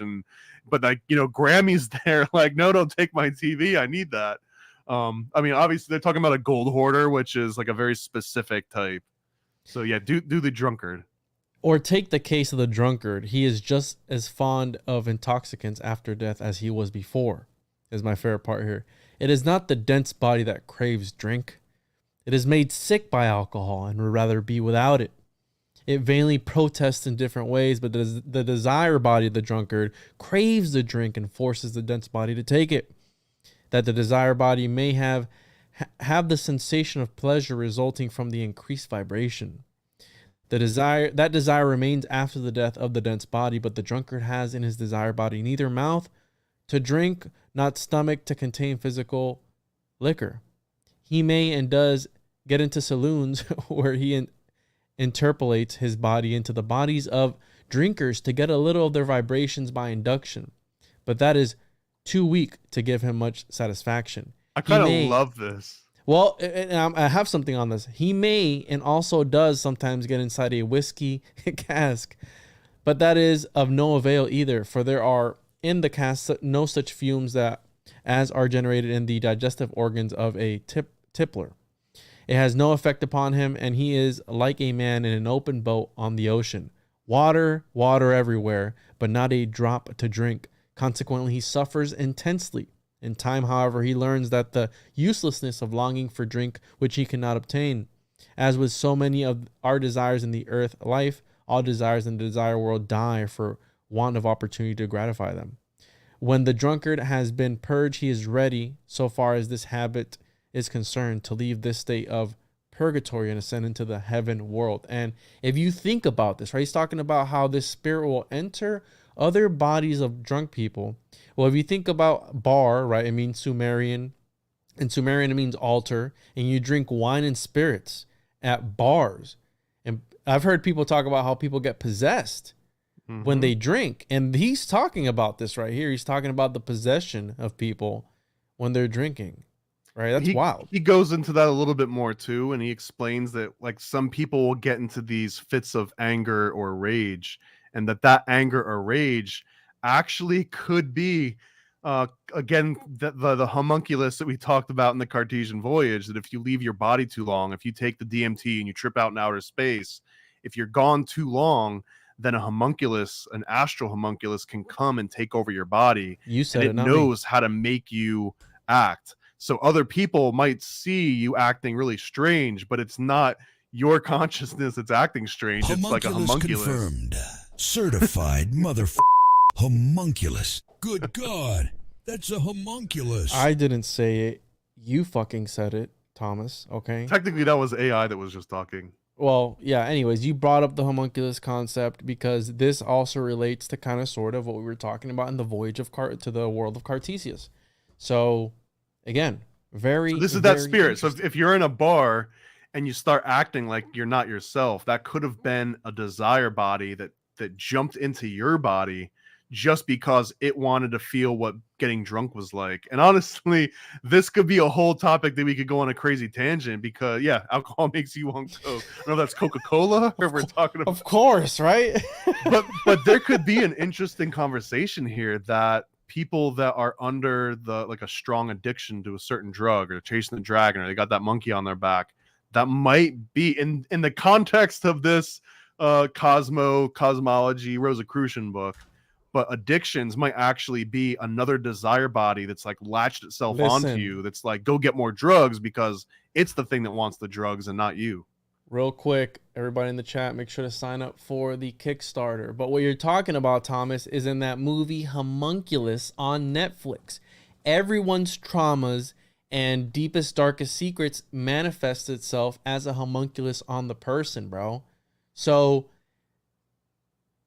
again, it's an interesting concept that there are these little gremlins of reality, or these entities, right, that are able to not only, they can interact with us and when our body, he does say during sleep we step outside of our body, right? And they're able to step in our body. I know he said that somewhere in here, but It's when that cord is disconnected, then your body's almost open rein, like something else could come in and attach it, because again, it's no longer in your body, it's hovering above it, so something can slip in while it's hovering. interesting. Okay. So we're gonna get into my absolute favorite out of all three of these chapters. This is the part that I'm gonna be bringing this up constantly, so get ready for it. Oh yeah. So this is desire world time, and he says that in the desire world, life is lived at 3 times the speed as in the physical world. Very matter of fact, very specific. A man who has lived to be 50 years of age in the physical world would live back through the same life events in the desire world in about 16 years. This is, of course, only a general gauge. There are persons who remain in the desire world much longer than their term of physical life, and others again who have led lives with few desires pass through in a much shorter period. But the measure above given is very nearly correct for the average man of present day. I want to know where the numbers came from, where's the spreadsheets, but whatever. Source, trust He me, says, during his life in the desire world, all of these life pictures roll backwards as before, but now the man has all the feeling that is possible for him to have, one by one, as the scenes pass before him. Every incident in his past life is lived over again. When he comes to a point where he has injured somebody, he himself feels that pain as if the injured person felt it. He lives through all the sorrow and suffering he has caused to others, and he learns just how painful the hurt is and how hard to bear the sorrow he has caused. In addition, there's a fact already mentioned that this suffering is much keener because he has no dense body to dull the pain. Perhaps that's why the speed of life is tripled, that the suffering may lose in duration what it gains in sharpness. Nature's measures are wonderfully just as true. So this one blew my mind because first he's talking about Benjamin Button style, like reliving like after you die, you relive everything in reverse order. And this is almost like when you go to the gates, right? And you put your life up on judgment and God tells you, here's all the things that you did, good and bad. This is a way more natural automatic process. No one's going to sit here and say like, you did these naughty things. You're going to have to relive all of those for yourself. And that if you hurt someone emotionally or physically, you feel their pain. And in addition to you feeling that pain, you don't get to feel it with all those gloves on, all those cosmic condoms on. Now you have to go back and feel it without any protection. And the reason why I thought this was so cool is because we think of like pleasure and pain as a side effect of having a physical body, but he's kind of reinterpreting it as that, no, if anything, your physical body is dulling pain and pleasure, and that if you can feel it without your physical body attached, that you feel it. He doesn't say exactly how much, but it sounds like it. His quote is that what it loses in duration, it gains in sharpness. So the fact that you're reliving your life at 3 times the speed, maybe you're like re-feeling pleasure and pain at 3 times the amount. Who knows? And there's a way to lessen this, right? He talks about it. Yeah, dude. So this was the coolest part I found in the Occult Anatomy of Man that we covered on occultbookclub.com previous issue. But they mentioned that there's a Rosicrucian technique, and in that book, they don't talk about why you do this, but that at the end of each day, you relive everything that you did in reverse order. So when Manly, I think it was Manly Palmer Hall that mentioned that as a Rosicrucian technique, but he was inspired by Heindel, so it makes sense. He was inspired by Heindel, but the way he described that was almost like it was like a life hack, to like get to put yourself on the straight and narrow and to just be more conscious about things. But the way that this Rosicrucian book is describing it is that by reliving every day from the last thing that happened to the first thing, you're actually practicing. You're like in training, you're doing all of the calisthenics to prepare yourself for when you die and have to go through this purgatory. Now you're trained yourself to live in reverse. And not just that, but if you go through the events of the day, you're supposed to think, oh, this thing that I said to this person, or I interacted with, a family member, did that make them feel good or bad? And if you're conscious about that, you might start actively trying to like treat people better or just not cause any suffering or pain.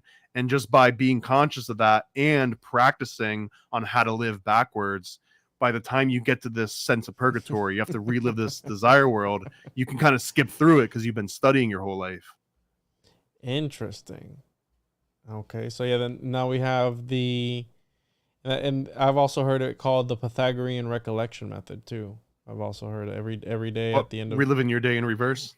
Yes, and analyzing it and doing it. I've done it. So, I mean, if it works to help you avoid purgatory in some sort of way, and you're able to pass the first heaven directly after death, if you're able to master this, I guess. And are you gonna talk about the borderland? You have another one there? I didn't pick up on the borderland. Yeah, and I don't have anything on it either. We have the first heaven, and what else do you have on here?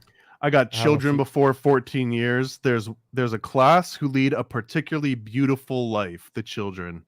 If we could but see them, we would quickly cease our grief. I've met some pretty shitty 14-year-olds in modern times. Maybe in 1909, like every 14-year-old was just, peaceful as pie. But he says that my 5-year-old's a fucking asshole, so yeah, it's completely off. When a child dies before the birth of the desire body, which again is at age 14, it does not go any higher than the first heaven because it's not responsible for its actions any more than an unborn child is responsible for the pain it causes the mother by turning and twisting in the womb. Therefore, a child has no purgatorial existence. That which is not quickened cannot die. Hence, the desire body of the child, together with the mind, will persist until a new birth. And for that reason, children are very apt to remember their previous life as instance elsewhere. So they're mentioning that, like, if you die before you turn 14, then you actually get to take a little bit of, I guess, your knowledge and your experience onto the next body, because it doesn't have to go through the entire cycle and go back through all of purgatory again. You just get to jump into the next body that's available, I guess. Interesting. And then I have here, he goes on to say, where he's talking about Pythagoras. Did you catch that part? Oh, yeah. We have Pythagoras was not romancing when he spoke of the music of the spheres, for each one of the heavenly orbs has its definite tone, and together they sound the celestial symphony, which goeth also mention the prologue to his Faust, where the scene is laid in heaven. And then he goes on to say what he said, but he talks about the experience of the poet are akin to those of the musician, for poetry is the soul's expressions of the innermost feelings in the world, which are ordered according to the same laws of harmony and rhythm that govern the outpouring of the spirit in music. And there was a part that I wanted to talk about because it talks about something that I've touched on. And here we go. We got more snail stuff. Do you have anything before that? Because we have more snail stuff. No, I'm on the snail. All right. So the occult, all right, as stated above, the forces of the seed atom are withdrawn to the materialist force, and matter are inseparable. The occultist knows, right? They all know differently. To him, they are not two entirely distinct and separate concepts, but two poles of one spirit. Matter is crystallized spirit. Force is the same spirit not yet crystallized. Now we get back into the snail. This has been said before, but it cannot be too strongly impressed upon the mind. In this connection, the illustration of the snail is very helpful. Matter, which is crystallized spirit, corresponds to the snail's house, which is crystallized snail. The chemical force which moves matter, making it available for the building of form, and the snail which moves its house are also good correspondences. That which is now the snail will in time become the house, and that which is now force will in time become matter when it has crystallized further. The reverse process of resolving matter into spirit is also going on continually. The coarser phase of this process we see as decay, when a man is leaving his vehicles behind, and at the time the spirit of an atom is easily detachable from the coarser spirit. So this to me screams what the Taoists were doing with the golden little man, where they were able to crystallize this spirit, this force, this what they call the homunculus. Yeah. Homunculus confirmed. Certified homunculus. And he's talking about the snail. So we're going to have to talk about snails from now on, right? The occult snail, the cosmic snail. I'm not as sold on the snail analogy as this dude was. I just want to say that out loud. I think it's cool, bro. And I then think it's cool, but I don't think it's as strong of an analogy as he mentioned, because the slime of a snail is chemical, it is physical, and it's just calcifying, right? Just turning into a harder substance. So it's like the snail. We're not talking about the snail has a spirit that then turns into physical form, but I understand that the analogy can only be so good. Evil Fandango gets it, bro. He understands this shit. So the second heaven, and this part stood out to me because I recently had on Stacy Brown Jr. and they did an experiment, a version of the Gateway experiment at the Conjuring House. Okay, where they put on these headphones and they were able, because he talked about Pythagoras and the music of the spheres. Well, Stacy Brown Jr. talked to me about how when they were doing this seance or this experiment at the Conjuring House, which again could be a portal to another dimension if you believe in spirits and demons and ghosts and stuff, but he was able to enter this, what he called, I forgot what he called it, but the absolute. And he said that it felt great and that it was this place where it felt like nothing could ever happen to you, and it was just this empty, desolate area, but you felt safe. And he talks about here in occult science, this is called the great silence, or the great forever of standing utterly alone, yet unafraid. And his soul is filled with a wonderful peace, which passeth all understanding. And that's what he was talking about when he explained that to me. He felt that he had traveled through time or space or whatever it is to this great beyond. And it makes me think of Full Metal Alchemist when he speaks to truth, and it's like in this other realm in front of the gates. And obviously that's very Kabbalistic because it has to do with the tree of life. But I've been studying Kenneth Grant, and one of the aspects of one of the Sephiroths, I believe it is, one of these other dimensions, is that there is a dimension where time travels backwards. Now, I'm not gonna drop what I'm saving for another episode with Mario from Symbolic Studies, but it has to do with this concept of going back in time and the crossing of the abyss, and why occultists were obsessed with that. I'm gonna leave it at that, but yeah, this part stood out to me because I had just done that episode of the here the first awakening brings to the spirit the sound of the music of the spheres. And again, you know, it's this other place where he felt safe. It was empty and desolate, but he was unafraid of it. Know anything on that? Well, after the silence, he starts talking about vibrations. I kind of like, he's got like a little segue here. I don't know if it was intentional, but he talks about the great silence and how this part rubbed me a little bit wrong, because before he was talking about being very clear, very matter of fact, and like layman terms. But then he says, in our earth life, we are so immersed in little noises and sounds in our limited environment that we're incapable of hearing the music of the marching orbs, but the occult scientist hears it. This is kind of like, explain this more, my dude, but he doesn't. And he says, he knows, the occultist, that the 12 signs of the zodiac and the 7 planets are a sounding board, and the strings of Apollo's 7-stringed lyre. He knows that were a single discord to mar the celestial harmony from the grand instrument, there'd be a wreck of matter and a crash of worlds. And when I read that, I was like, what happened to that promise when you were like, all this is going to make sense, we're going to break it all down? And now we're absolutely talking in metaphors and, like, you know, symbolic language here. We've departed the world of layman's terms. But then he goes on to some woo-woo stuff that I think that everyone likes. The power of rhythmic vibration is well known to all who have given the subject even the least study. For example, soldiers are commanded to break step when crossing a bridge, otherwise their rhythmic tramp would shatter the strongest structure.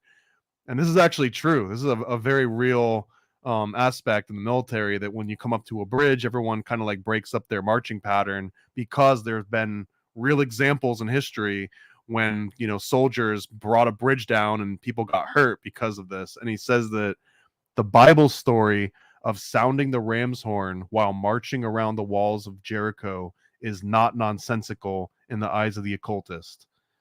In some cases, similar things have happened without the world smiling. And he kind of mentioned this thing that previously this has happened and people didn't laugh about it, but now if you bring up the fact that vibrations, I guess in 1909, have all this extra power, people would kind of sneer a little bit. And so here's where he's got just a random trust me bro anecdote, but I gotta mention it. He said this is called the Castle Wall story. A few years ago, what year? 1900, whatever. A few years ago, a band of musicians were practicing in a garden close to the wall of an old castle. There occurred a single place in the music, a prolonged and very piercing note. When this note was sounded, the wall of the castle fell. The musicians had struck the keynote of the wall, and it was sufficiently prolonged to shatter it. Again, no names, no dates, no places, just the trust me bro story. But I mean, it fits with the story of the bridge. It fits with the fall of Jericho. And it's just like a little anecdotal version of that same thing. I thought of like Coral Castle, where the dude was like levitating stuff through the power of vibration. So vibration was a huge buzzword around the early 20th century for sure. What about the sneeze? Hold on. Oh, I'll take this opportunity to go into my next favorite part, where Go ahead. He relates vibrations to being both color and music, and he says that there's a world of tone which cannot be thought as if there's no colors. So everyone knows that there's an intimate connection between color and tone, because when a certain tone is struck, a certain color can appear simultaneously. He's talking about synesthesia here, where some people can hear a note and see a color, and there's different types of synesthesia. And I went on a whole rabbit hole of synesthesia here. Yeah, it's really and I even came up there. There's one called number form, which I didn't even know about. This one blew my mind. But number form is a version of synesthesia, but it's when someone is describing mathematical patterns or just like some kind of a timeline. Some people will literally see real numbers kind of like spread out in front of them. It's like the meme with Zach Galifianakis, where it's like doing math in space and there's all these like formulas. There's some people that actually have this very real phenomenon where they see numbers right in front of them without having to think about it. It just happens, and they can just kind of communicate. I wonder if this was what like Tesla had or something. You obviously don't listen to the 101 podcast, or else you would have heard about that shit like a year ago when I talked about it. So well, this came from a book called Visions of Sane Persons by Sir Francis Galton. And I don't know if you covered that particular book, Visions of Sane Persons. I did, yes. You liar. Yes, I did, bro. I did a whole presentation on Emily Moyer's show about it, bro. Okay. So eat a bag of dog I thought that was fascinating. I didn't realize that was part of synesthesia, but I guess it is. Yeah, because it makes you think of why in the Matrix, it's green, right? I mean, it's the idea of, again, it had to do with the Pythagorean palaces and how Marsilio Ficino talked about how numbers quite literally like have sex with each other and multiply reality into existence. But you wouldn't know anything about that, bro. I mean, it's all good, dude. So here's another part that gets into the Archons, and this I think was controversial when I read it, and I don't know if I read it the same way that you did. So this is a part where I think is interesting conversation can happen. October 17th, 2022, okay. Magicians, number forms, and architectura imaginadas. So I just wanted to point that out, bro. And while you're at that, go to paranoidamerican.com, click on Chosen One number 2. Patreon.com/the101 podcast, and you can check that episode out there. So he mentions the second heaven is the real home of man, the ego and the thinker. Here he dwells for centuries, assimilating the fruit of his last earth life and preparing the earthly conditions which will best suit for his next step in progress. This is the part where I didn't know what to think about this. It says, all the denizens of heaven work upon the models of the earth, all of which are regions of concrete thought. They alter the physical features of the earth. They bring about gradual changes that vary its appearance, so that on each return to physical life, a different environment has been prepared. Climate, flora, and fauna are all altered by man under the direction of higher beings. Thus, the world is what we make ourselves individually and collectively, and it's what we will make of it. The occult scientist sees in everything that happens a cause of spiritual nature manifesting itself. So that line, climate, flora, and fauna are altered by man under the direction of higher beings. To be Does this described mean that ghosts are doing climate change to us? No, but in the book of Enoch, it talks about how every single angel is in charge of a certain aspect of reality. So that's what as soon as I read that, that's what I interpreted when I saw that. But it sounds like when you go into the physical world, at some point you return back to the heavens. Yes. So that means that me and you at one point are going to be playing Minecraft with the actual Earth, and we're going to be terraforming, and I'm going to be like, I'm going to put a mountain over here, so when I go back down onto Earth, I can like snowboard on that mountain or whatever. Mhm. You know, it feels like that's what he's describing, and it's not that there's these archons that are far detached, and it's like a different sort of class of being that we'll never get to be. Like me and you will literally become those archons that start terraforming the Earth, and we're doing it so that we can relive that Earth. But when it says that it's altered by man under the direction, it's almost, you know, I'm imagining like these big ghost arms coming down and like, you know, telling someone to start a war, just so that that war will be a catalyst to change the landscape. So when I come back down again, or, you know, start burning plastic or start drilling for That's oil or divine. whatever. That would be divine intervention. And I mean, a lot of religions were started with a divine intervention, right? A prophecy or a vision from a higher entity. So religion, But as we this know gives it, credit to the whole like the fundamentalists that are trying to bring revelations, right? And they're like, Mhm. let's drill for oil and let's cause these like cataclysms. But you could almost blame it. It's like, well, I'm not doing that. Those are like the ghost It's these arms that are like fucking demons. yeah, these archons are making me do this, These man. It's not my demons, man, they're problem. just making me do everything. You know, I just can't admit I'm a piece of shit. But it's not a so- demon, it's grandma. Like that's like, you know what I mean? Like grandma went back. Well, they say a few centuries, so it would have to be like great great great great grandma or something. But you know, it's normal regular entities that lived on Earth at one point that are now in charge of terraforming the Earth just so they Mhm. can return back to that Earth. Mm-hmm. And I have here, the mathematician has to deal with space, and the faculty for space perception is connected with the delicate adjustment of the three semicircular canals, which are situated inside the ear, each pointing in one of the three dimensions in space. Now, we're back to the snail, because if you pull up a picture of the ear canal, how we did earlier, not only does it look like Baphomet, but it also looks like a snail. So, And I didn't, I mean, I guess this is obvious to anyone that paid attention in school, but I didn't. But he's describing how these semicircular canals are the basis for our interpretation of three-dimensional reality, because yes. you've got one that goes vertical right here, you know, you've got another one that goes completely horizontal. So here's your Y plane and your X plane. And then you've got this other one that goes between them, which is kind of your Z plane. So here's your Cartesian coordinates represented by these three different semicircular canals. And that he also mentions that your sense of hearing is the most heightened and it's the most direct sense, which correlates to where he thinks that music is like the highest art form, because music is temporal and you can't capture it or imprison it the same way as that you can make a painting or a sculpture where now it exists in reality It's in a more physical elusive. form. It's yeah, he uses that exact word, right? It's more elusive. Mhm.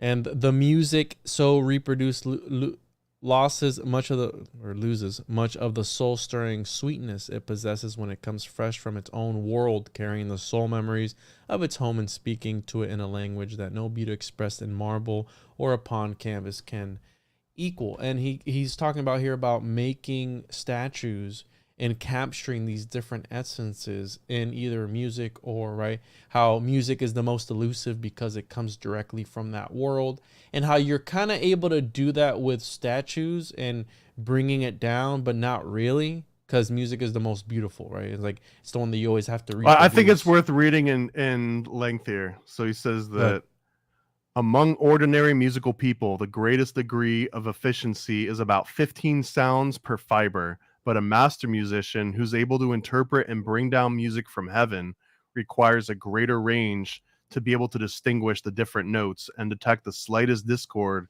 in even the most complicated chords. And this correlates to like the old ancient perfumers. I don't know if you've seen that movie Perfume, where the guy has like this heightened sense of smell, and he can smell things that are like far away. And but essentially that's a very real aspect, where people that can smell very well have like a mutation with their olfactory senses that actually increases the sensitivity. Well, there, that same kind of aspect he's kind of describing here with your ear and being able to hear to that same level of like a perfumer. And he says that no other ranks so high as a musician, which is responsible for what we consider what the painter draws chiefly from the world of color, but the musician brings us to the atmosphere of our heavenly home world, where spirits are citizens, and to translate them into the sounds of earth life. Oof. The musician is on the highest mission, because a mode of expression for soul, life, and music reigns supreme. Music is different and higher than all other arts that can be understood when we reflect that a statue or painting, once created, is permanent. They draw from the desire world and are therefore more easily crystallized, while music is from the heaven world. It's more elusive and must be recreated each time we hear it. It cannot be imprisoned, as shown by unsuccessful attempts to do so by devices such as phonographs. And that part was like, well, now we actually have, like very high bit rate, 48 kilohertz sampling and 24-bit music. So I guess you could still make that same argument, though, that you can't capture audio and all the energy that goes into like a live musical performance the same way as that a painter or a sculptor would bring their thought form into reality. Because music, it's not you bringing a thought form into the physical world, except for that exact moment when that violinist is stroking that string and making it emit that one frequency. But like nothing at any point has manifested itself into the physical world outside of the vibration. Mm-hmm. Do you have anything in between that? Because I have this thing here. Thus we see that man learns to build his vehicles in the heaven world, and use them in the physical world. Oh, I thought this was like Build-A-Bear, but it's like Build-A-Body. Like after you die, you go to like a big Build-A-Body store. We have the third heaven, and I don't have anything until he talks about the purpose of life, which is not happiness, but experience. And then, well, I got one thing on the third heaven, where he says that the ineffable harmony of the higher world is strengthened for its next dip into matter. And there comes a time for desire for a new experience and contemplation of a new birth. And this conjures up a series of pictures before the vision of the spirit, a panorama of the life in store for it. So this is you about to re-enter the world. And it's like, here's the movie preview. Here's like the movie trailer of the life dead that you're about to go into. Yeah, where you're watching your parents fuck, and then you choose them by how your parents are having sex. And it says that this panorama contains only principal events. The spirit has a free will as to the details. So if it's like a man going to a distant city with a time limit ticket, an initial choice of a route. After he's chosen to begin his journey, and he's not sure that he can change to another route during the trip, he might stop over in as many places as he wishes within a time limit, but he cannot go back. Thus, as he proceeds on his journey, he becomes more and more limited by each past choice. If he's chosen a railroad using soft coal, he can expect to be soiled and dusty.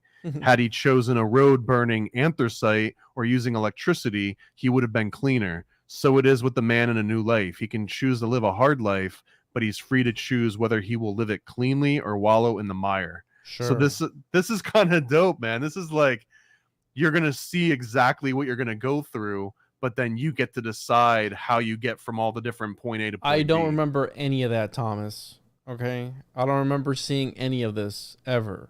Wasn't it? That's because I just made it up on the fly. I got that all from ChatGPT, actually. Didn't Nick Cage just come out saying that he remembers his life in the womb or something? You saw that?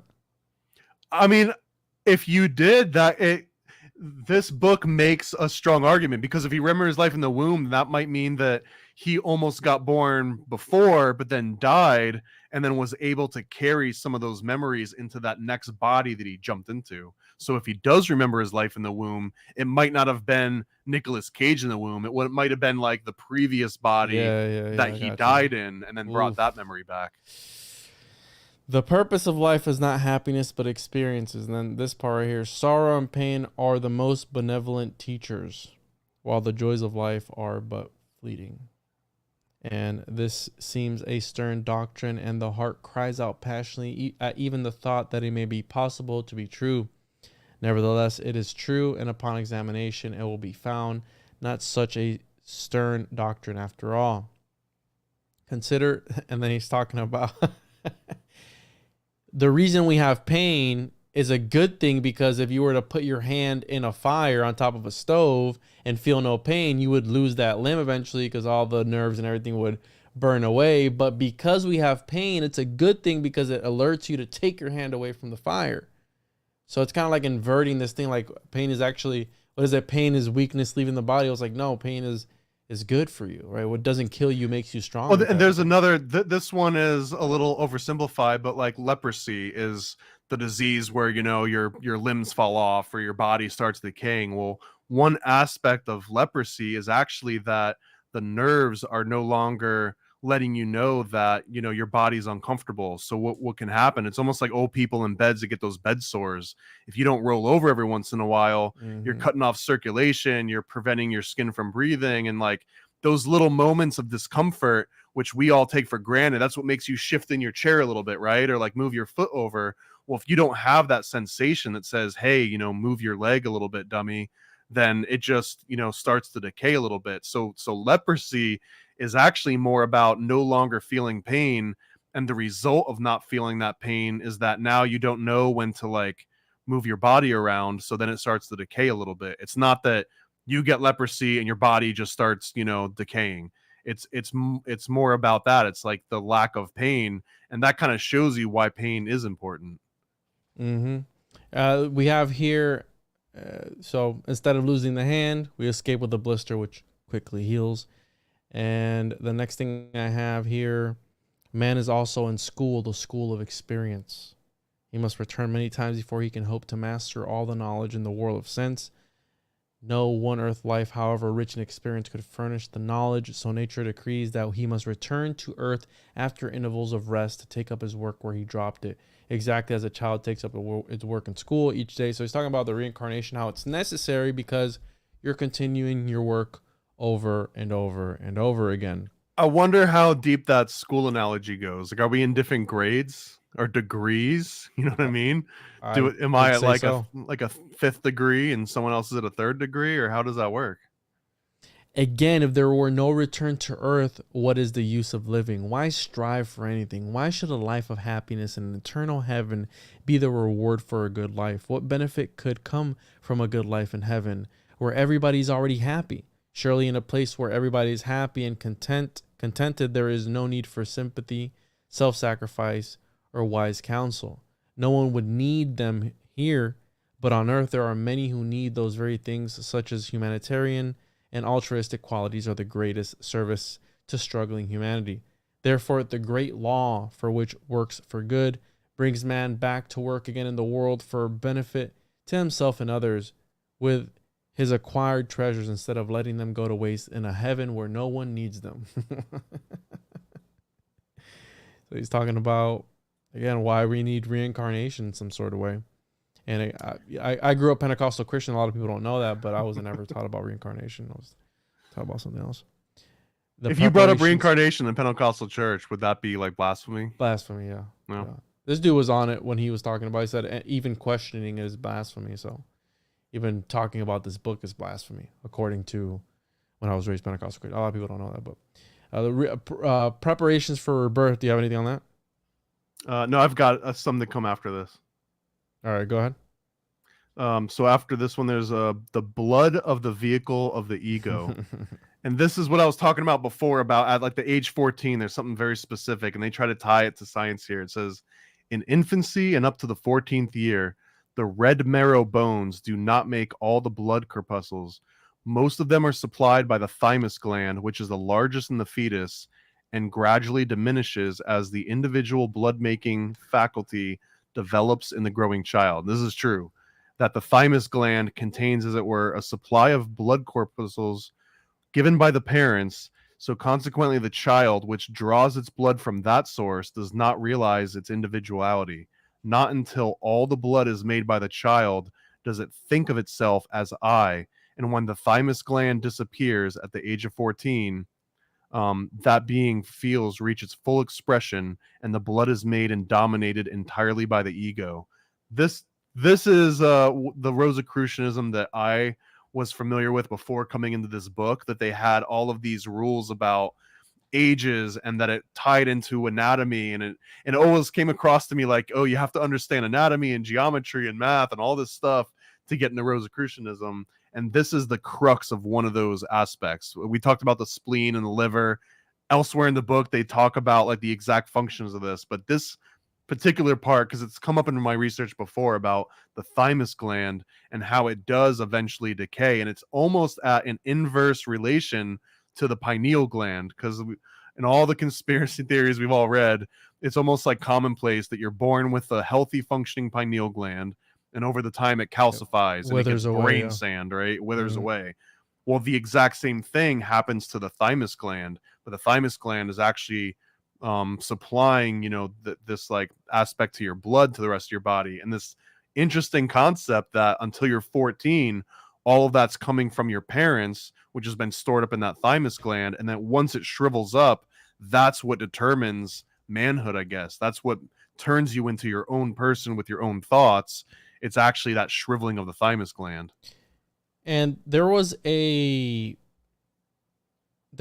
person that I knew, I forgot, or one of my dad's friends, who he said that in Mexico there was this procedure where they would, because after a certain age, so 14, whatever, the thymus gland withers away, and there's a treatment supposedly that for anyone who has cancer or whatever, where they reactivate your thymus gland.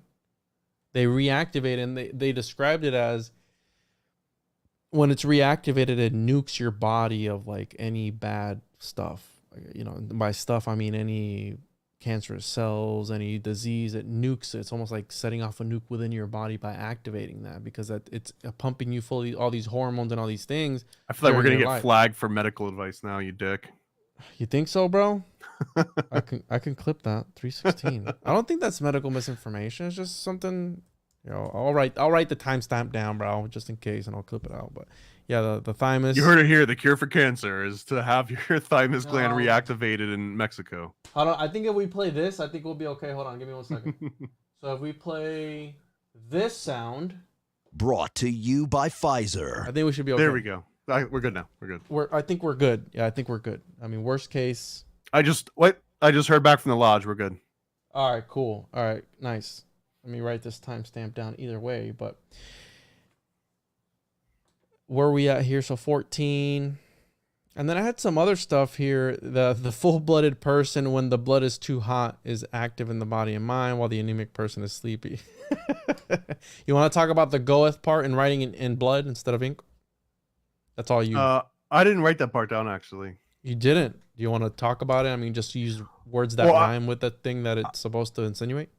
I like the blood aspect where he talks about ego being in the blood, because this ties into so much of the other research that I'm not going to mention by name, but he says that it rhymes with Google Chrome. Yeah, it rhymes with Google Chrome. Pizza sauce is what we're calling it.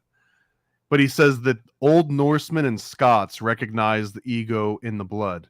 No stranger could become associated with them as a relative until he had mixed blood with them and thus became one of them. Goethe, who was an initiate, also showed this in his Faust. Faust is about to sign the compact with Mephistopheles and asks, why not sign with ordinary ink? Why use blood? Mephisto answers, because blood is a most peculiar essence. This is because he knows that who has the blood has the man, that without the warm blood, ego can find no expression.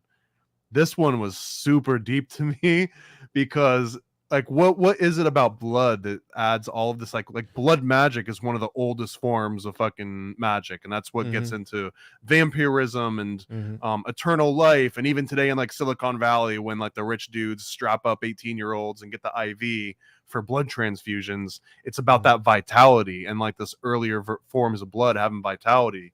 And even like we just mentioned about those 14-year-olds where they're getting certain components of their blood from their parents, that they aren't their own person yet until they provide all of it for themselves. So once that moment hits at puberty, when a person starts providing their own ego and their own blood, I wonder if there's something special about that particular age, or maybe before that age, that you want to like capture that soul or that essence.